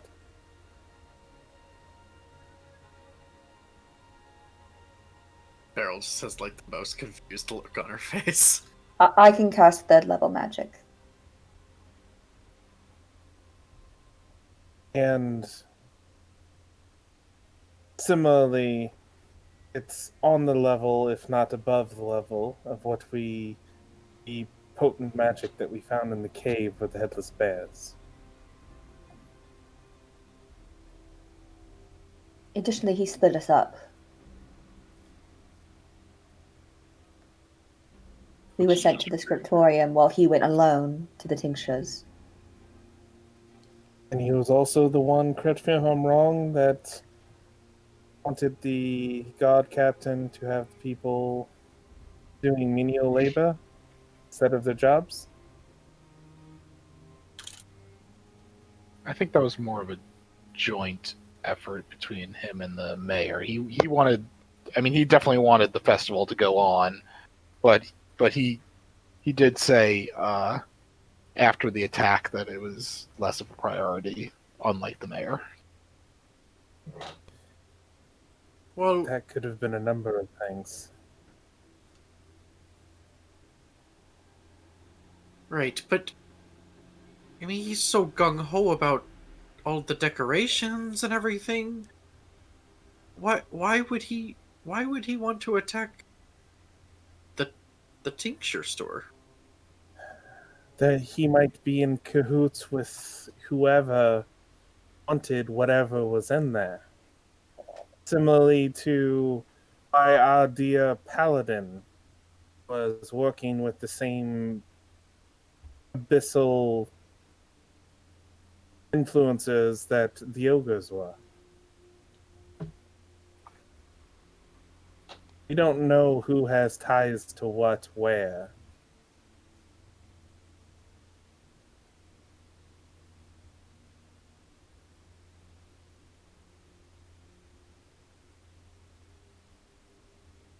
And considering we are having a similar powerful magic user here as back in that cave,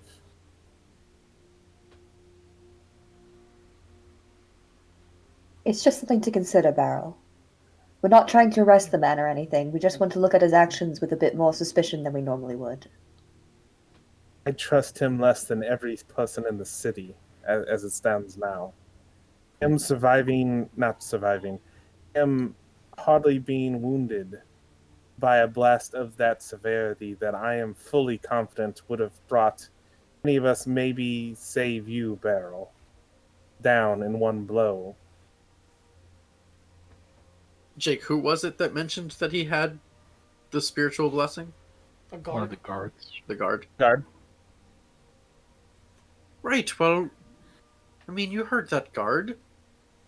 He's got a spiritual blessing. That could. I mean, I don't know much about them, but doesn't seem like somebody with any ill intent should receive them. being blessed by a bloodline or being blessed by a deity even directly does not make someone a morally good or a lawful abiding individual. There are bad There gods. are evil, exactly. Mm-hmm.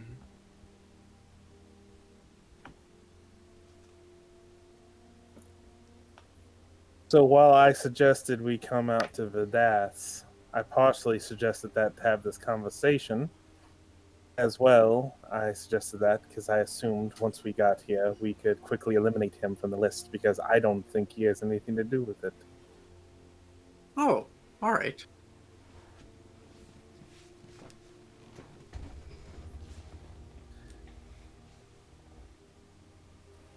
And I believe there's a connection to him, as I think Astrid already touched on earlier, him tending to the shrine in town with the missing individual. There's, I believe, some sort of debt or perhaps a bond or kinship between him and her, and he feels some sort of responsibility because of that to tend to the shrine in her stead. So I find him to be much less suspicious than those in power seem to think he is. In fact, I think he could be an ally. Well, let's go introduce ourselves then. Silas, do you still intend to skulk outside, or was that a joke? I don't actually think that, even if he was a conversationalist, that you all could hold his interest enough that I could simply walk away and sneak inside his building. I am not that stealthy. I meant, are you coming in with us from the get-go, or are you waiting outside? I intended to come in with. As I said, I think he's innocent. All right. Thinking this session. What? I said lots of thinking this session. Oh, yeah. Got lots to think about. Lots to buy. Okay. Please. Sorry.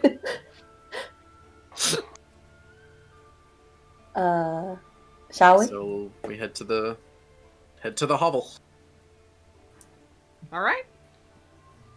Jake, on our way there, do we see any, rivers or aqueducts that would be sewer exits? I would have given you something if you did. Okay. By this point, you're pretty far from the town. She did not spot one. But Alrighty. as you begin to approach the home, you approach this small, rectangular-shaped wooden one-story home. A puff of smoke emanates from the top of it. There are windows, but all of the windows are shut with curtains placed in front of them as so people could not look in. And there is a door in front of you. What do you do? Quick question. What is the drow sleep schedule like? Like the underground drow, considering they don't have a sun to set their sleep schedule around. I don't know if you'd know that. Okay. Should we compare the ground just outside his home before knocking on his door? Not a bad first step.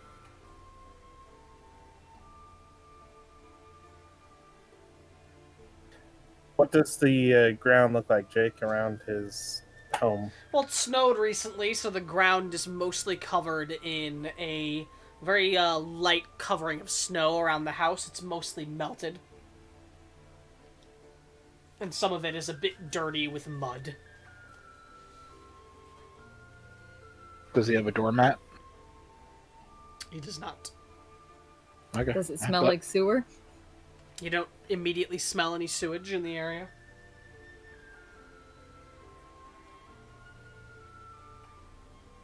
So while it may be muddy and moist from the snow, it doesn't smell bad. You do not smell bad. You do not smell anything that's bad, no. Do we smell anything Okay. good? Not particularly either. Unless you like the smell of wet, melting snow. Oh yes, very much so. Right, so we just knock. Yeah, Astrid will knock on the door. You knock. There is nothing, there is no response.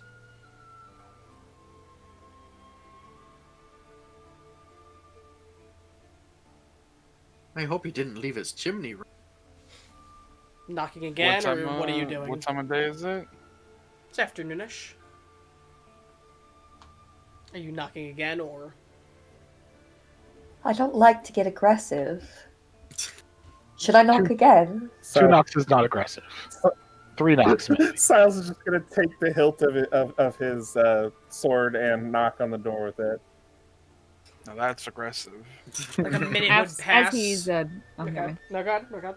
I was gonna say as he's knocking, I want to listen to make sure if I hear people moving around inside, like they're home but avoiding us, like we're Jehovah's Witnesses. You don't hear much from inside, actually.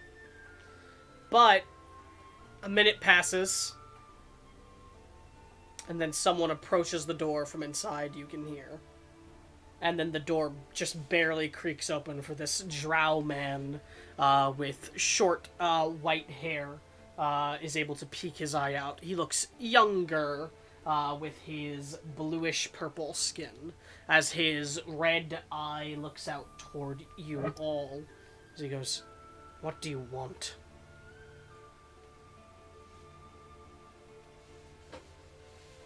Wanted to ask you a few questions on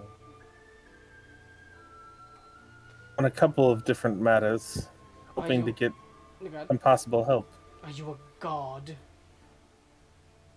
We are aiding in the investigation of the gods. Do you have some sort of warrant or any official documents here to be questioning me? Isaac will flash Okay. the judge symbol. Are you gonna say I don't something? have a warrant to come in, though. What are you saying as you flash the judge symbol? Official business.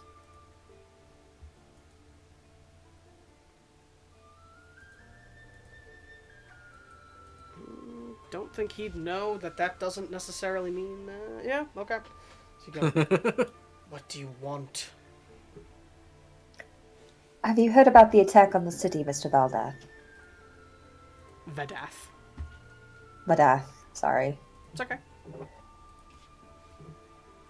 No. I did not know the city had been attacked. The dragon's tinctures and the scriptorum have both been attacked. There are several dead. Well, I was not involved in such things because I was not in the city today, if that's what you're here to accuse me of. See, that's exactly what we came here to ascertain. May we come in? No. May you come out. No. To be clear, sir, I'm not here to accuse you. In fact, at the very least, my intention, and I believe I speak for the rest of individuals standing here, we're here to actually vindicate. Is that the right word? Clear? Yeah, I'll just go simple. To clear you of any possible issues, and to as well see if you might have anything helpful to aid in who is the criminal. Not saying that you know them specifically. I do not know why you'd think I'd be of assistance. As I said, I've not been in town today. I don't know who could have committed this crime, but I couldn't have seen them. You know very much about undead. I know things about undead. More than the average Ones with white folk. skin. There are many undead with white skin. Wearing armor and weaponry. Capable of using bows. You're likely speaking of whites, though your descriptions could be describing anything.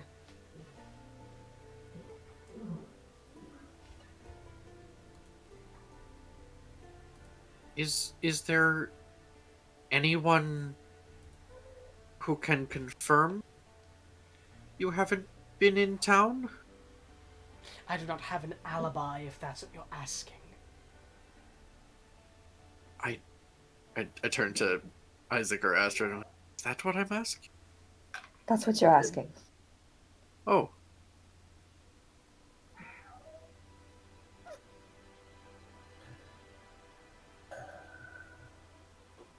I'm hoping I know the answer in advance, but Do you own a black cloak that could be completely covering? I own many pieces of clothing, if that is your question. I'm sure I have a black cloak that could cover my body.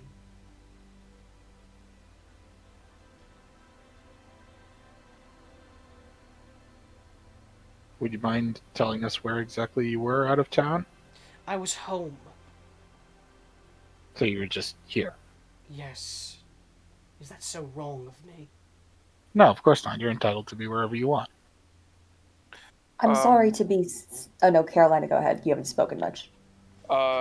Josie said the footprints of the dragon, the alchemy place, they were like big footprints, right? Have you said it? Yes. Heavy set, Okay. and they were boots. Yes. I want to look down at this guy's feet. Roll perception. He's not like sticking himself in, so he's sort of hidden Yeah. himself in. Oh, never mind. Yeah, you can't really get a look in. He's, sort of hiding behind the door. No.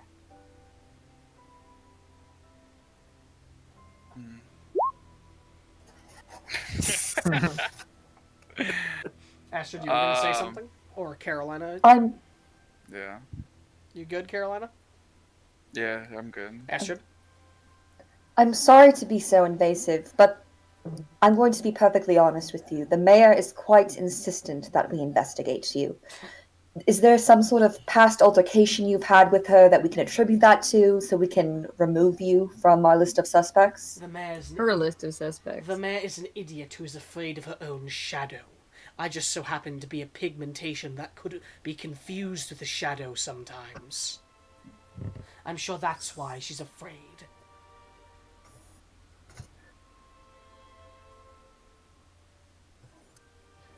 Is there any Anna- particular reason that you've been doing the wonderful work of taking regular care of the Shrine to Illustray as of the last few weeks? Do I need to explain myself on why I'm tending to a shrine? Honestly, friend, whatever information you give us is going to help you. We don't really want to be here doing this, but your cooperation will help clear you of any suspicion and, leave you to your own devices. No one will bother you if you just answer a few simple questions. And why would my tending to a shrine to Illustrate have anything to do with any important questions? Because, like you said, the mayor is an idiot and she thinks that it's suspicious. There's no way in the 9 hells the mayor would find tending to a shrine to a goddess that represents only goodness to be suspicious. I doubt that for some reason. Well, it could be considered a little bit suspicious if, you say you've been home all day, and, well, many people say that they've seen you more recently, more frequently in town. If someone has told you that I was in town today, then they are a liar. I have been home all day. Oh, not today, perhaps, but I wanna insight check him on that. On that he's been home all day? Yeah. You can roll that. Go ahead, Doe Barrel. Certainly, you were in town yesterday. I did not say I wasn't. Were you in town the day before that? Most likely, yes. I'm usually in town. At least once during the day. So, have you not been to town yet today, or you just haven't been to town today? I do not go to town while there are people out. They don't like to see me. It would actually be an 11 if that helps. Because Yeah, hard to read. I do not go during the day. My eyes also do not agree with your disgusting sunlight.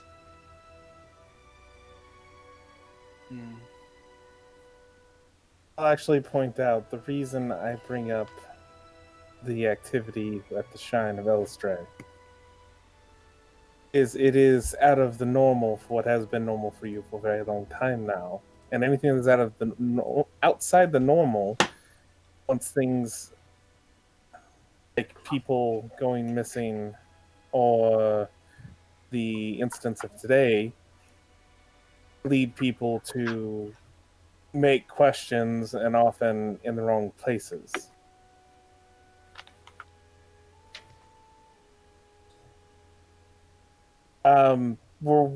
Was it implied to us that her being the blade dancer? Dancer was the term, I believe? Yes. Moon Being dancer? Mood dancer, yes. a dancer. That her disappearance was a secret? Was not implied to be, like, a secret that she was missing. It was implied to be a secret that Satanta was there looking into it. Okay. You don't know how many people know that she's missing. So while He at least didn't say that you couldn't tell anybody that you knew that. Maybe that's an oversight on his part. while you have been here as the crimes were committed, with or without an alibi, I believe that goes as far as it does on that point. But there was a disappearance of a moon dancer of Elistray right about the same time you started frequenting Shrine. His expression changes for a moment. If you want to get anything, you'd have to insight check it. Oh yeah. I'm doing that as well. Mm-hmm. Damn, you guys Those good suck. rolls. You guys suck at this. It's like it's one of my proficiencies too. Silas, you can see concern grow on his face for a moment after you mention that, but he washes it quickly back into his scowl. As you can tell, he is quick and trained in being able to hide his emotions through anger. And correct me if I'm wrong, and I hate to make assumptions, but isn't it uncommon for Drow to worship Illustray? That depends on where you're asking. It is not uncommon for Drow here to worship Illustray. I believe your question more is, it is uncommon for my type of Drow to worship her. Is that what you're trying to say? Just a question, sir.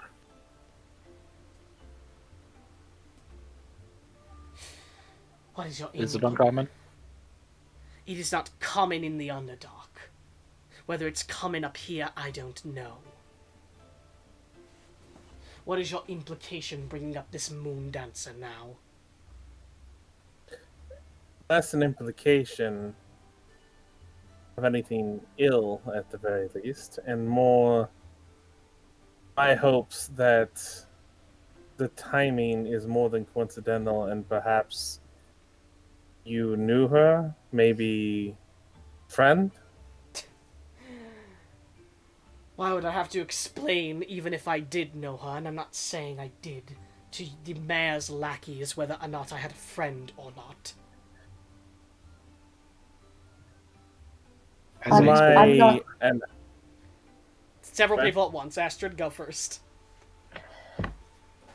I'm not here as a lackey of the mayor. I'm using her authority to be able to ask questions like this, but in this case, I'm here as a fellow follower of Illustray.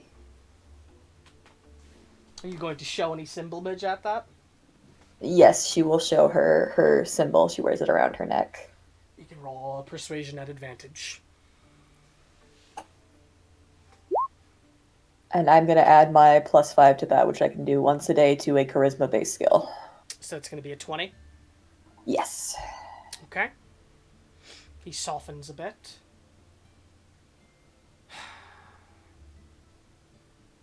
And what are you asking this question for? What are you looking to find out? If you have any possible lead on what's happened to her. See his eyes wander as he looks outside for a moment. Looking past you all. The door then shuts. And you hear something jiggling on the other side. And then the door opens as you see him standing before you. Dressed in black garments, with what looks like a shoulder cape that goes down on his left shoulder. On the back of the cape, there is a design that looks like a... what's the symbol?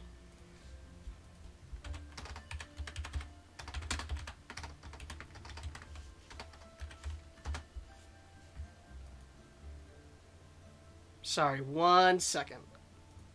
Because I have to find the symbol description of it.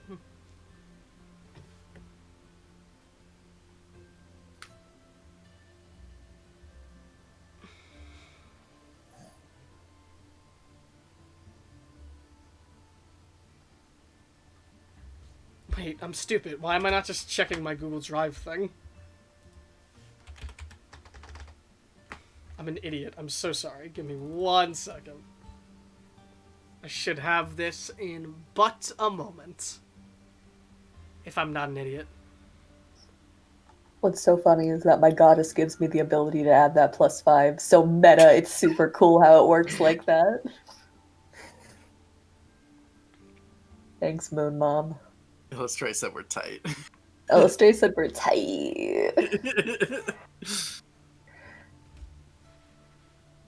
An 8-pointed star with a web motif on the back of the cape. Astrid, you instantly recognize the symbol as a symbol of Lolth. So he looks to you all and he goes, "Come in quickly, I'm shutting the door behind you."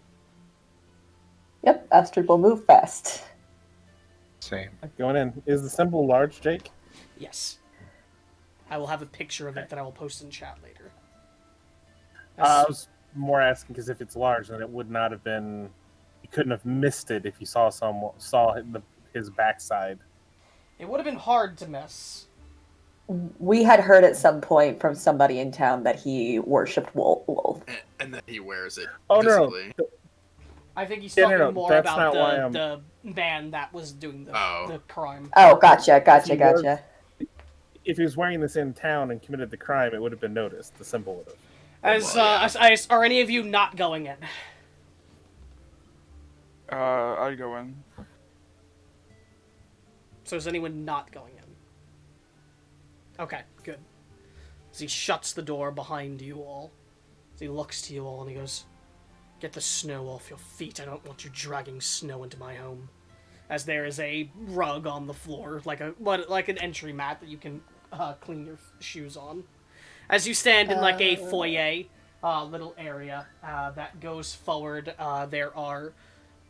straight down the path, there is a door at the back of the foyer room, and then there is a door immediately to the left, and an open archway that goes to the right, where you can see what looks like a kitchen area in that room. Astrid will use prestidigitation to remove any of the snow on everybody's feet. I wouldn't be super pedantic about the mold earth, but it's the snow he's talking about, and how are you molding earth? Because the ground beneath you isn't earth, it's his floor. No, I mean, I'm like, whatever earth is on her feet, she's removing. Oh, I see. Earthbending it, basically. I see. It's an earth I'm sock. basically just using it to like flick it off of my feet and remove it. I thought you were trying to have the ground come No. through his floor. No. That'd be rude. Just removing the actual. But we earth don't have to from go my- through everybody wiping off their shoes, assuming everyone does. That's I why do have a question though. the chat. Did his rug look muddy before we all used it? It does look a bit muddy. Okay.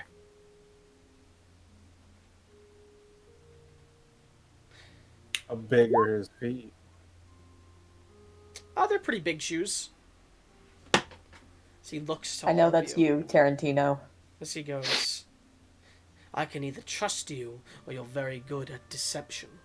If you are deceiving me, it will not end up good for you.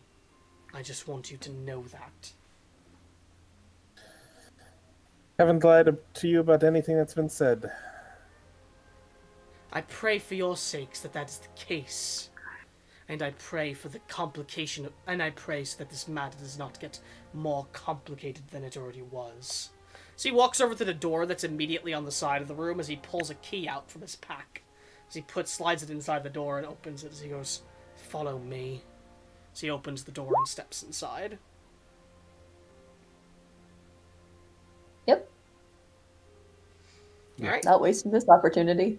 As you all follow him Follow him down. inside, and you find Walking yourself into a strange man's in home. a living area with a fireplace that is active currently, that has several windows throughout that are all covered by curtains. And there are several pieces of furniture, including a couch and some chairs. Atop the couch, there is a woman who is unconscious, laid on the couch, wearing just bare, basic clothing that could be covering her, but has her chest, but has nothing covering her chest aside from bandages that wrap around her chest that are soaked with blood. As the woman lay on the couch with a slight sweat coming off her brow as if she was sweating, perhaps a fever. As the woman has long, beautiful silver hair that comes off the side of her, that comes off her head, and has light blue skin. You can't see her eyes because they are shut, and pointed elven ears. She is clearly a drow woman, and she looks similar to the description you would expect for Soleil Astray, Astrid. As she lay on the couch, wounded, with the bandages covering her, as he simply chimes up, he goes, "I found her in the wood, barely alive. There was a gash that went from the back of her, from the back of her ribs straight through the front of her chest, as if she was stabbed from behind. The wound was clearly poisoned. I have been tending to her the best I can." I'd like to insight. I attempted- found her. Go ahead. Go ahead, Silas. I assume that you already have, but have you attempted antidote? It is not a poison that I am familiar with. It appears to be something foreign. Has she remained unconscious the entire time? Isaac, he does not appear to be lying. No. Sweet. She awakens occasionally. Is she lucid? Mostly. Sometimes she is not. The reason I'd started praying at the shrine was because it was a request for her. She told me that the Mother Moon would eventually guide someone to save her here. Perhaps she was right, and perhaps this is all some grand wheel of destiny. I don't know if I believe that. But I also don't know how much time she has left. This is something. I have done all I can to stave off the poison without relying on magics that I do not know to cast. Do you have a sample of poison or her blood with the poison within it? Only the blood with the poison in it. Silas, before you If do give that, me- let me try something. Yes. I'll steps back. Astrid is going to take out the Kia lute, and she is going to play like a verse of a traditional song, like a traditional hymn to illustrate, and she's going to use it to cast protection from poison. Okay, can you link the spell? Yes. How do I do that when I don't? All right, I'm just like, I do have it. I do have it in my thing. I put it in there because I remembered. If you didn't have it, I would just had to have looked it up. I do. There it is.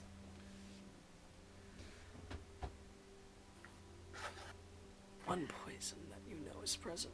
For the poison has advantage on saving throws against poison and it has resistance to poison damage. Okay, interesting. And you're playing a traditional verse to a Illustrated song.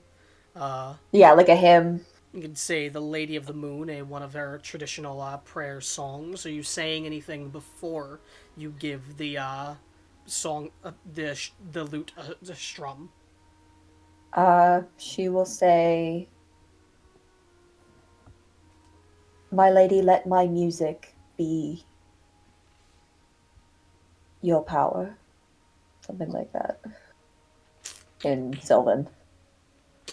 Roll me a religion check. I believe you have something for illustrate specifically, or do you? Do I? I'm not sure. If not, you can roll me performance. I don't think I Roll performance. specifically have one for her. Roll performance then.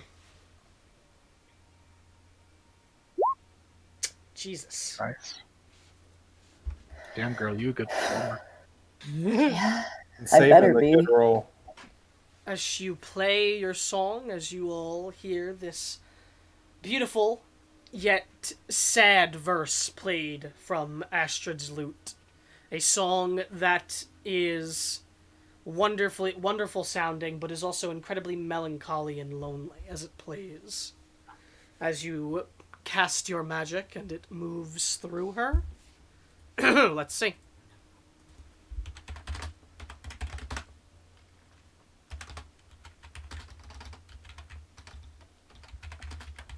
What's your charisma modifier, Astrid? It is a 4. It doesn't matter. It was knocked out of the park. Okay. As you play the tune, you see her take a deep breath in and then out.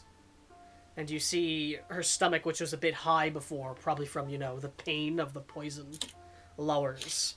And her body begins to relax as she appears to have been cured of the affliction.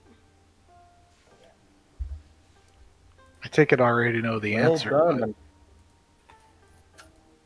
I take it I already know the answer, but why didn't you report this to the authorities? Because I believe the authorities are behind it. Or I What makes you believe say the that? mayor is behind it. To be attacked in the That back. makes you the second. Go ahead, Silas. I was just gonna say that makes you the second person to have that suspicion, sir. Astrid? I agree. To be attacked in the back, it's usually a sign that you trusted the person who was attacking you. Otherwise, someone got a very good drop on her. She also told me to not bring her to the guard when I found her initially. She was lucid enough to be able to tell me that at the very least.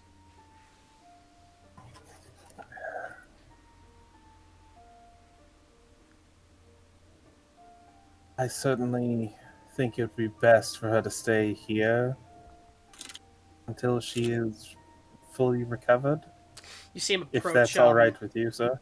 You see him approach her after you have done what you've done, Astrid. As he goes to check her over, as you can see him putting his hand to her forehead and checking her over, seeing if she's, all right. So let's roll his medicine check.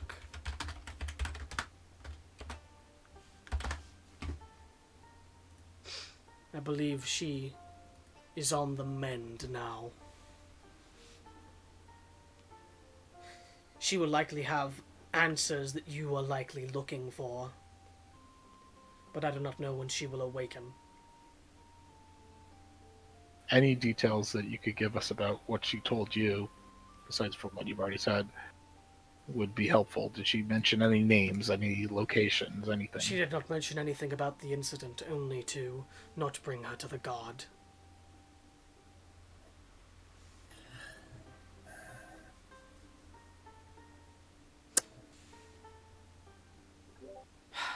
Is there a way you can contact us for when she wakes up? No. I was going to tell you to give it an hour. After my treatments, she is usually woken up after an hour after they had been administered. She may wake in an hour's time. you're fine with us waiting here, I don't see any reason why not. As he sneers a bit as he goes, my home is not adequate for guests, but I do not care. I do not have tea or anything to bring you, though.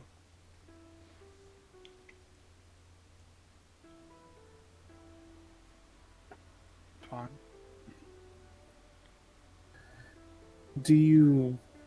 Could I still take a look at that blood sample that has the poison with it? Perhaps finding out what the poison is could be used as evidence against the assailant.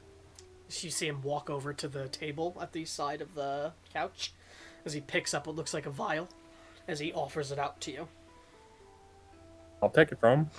As you see, blood inside the vial, but also mixed within the blood as well, moving through it like strings of veiny flesh, are what look like a completely purple fluid. And as you look at it, it almost what's the word? Skitters while inside of it, like a parasite. Does it react to me touching the vial? No.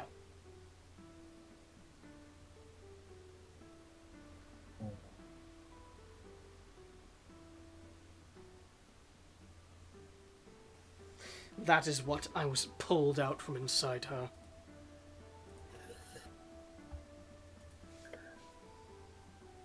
Taking a shot in the dark here, Jake, but I'm guessing never seen anything anywhere near like it. Nope. I don't know. Does Silas read Venom comics? Probably not. He's not the fictional reader. That's Isaac. I Or read is everything. Or is it?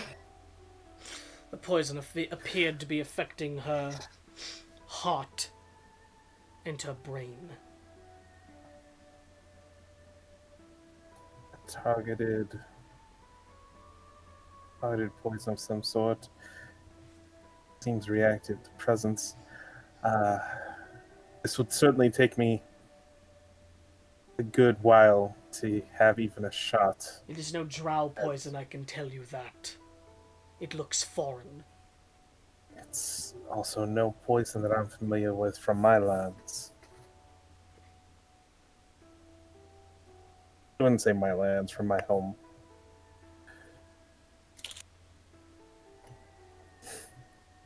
I will try to figure out what it is, and if I can't, I will seek someone trustworthy to help find out what it is. Nods to you.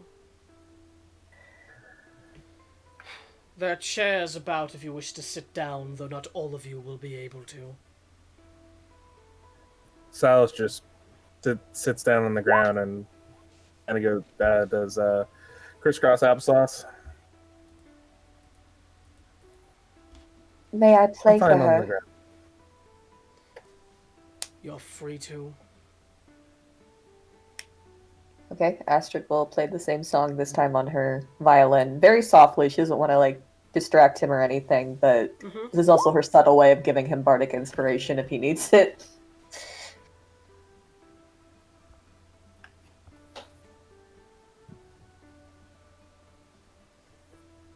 Are any of you doing anything during the hour?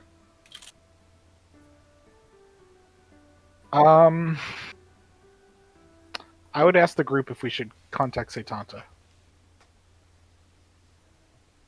I would say The order No. the words come out of your mouth. As the order the words come out of your mouth, should we contact Silas to try to shush you before you get to the name? Okay. I would trust myself.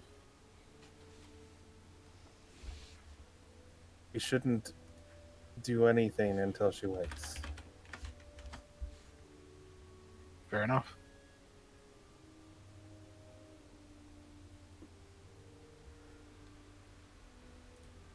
I am going to sit here and read a book and listen to Astrid play.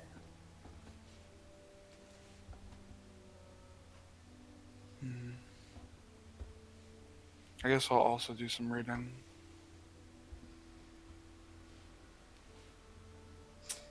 Do any of you? So, any of you doing anything else in that hour that should be noted?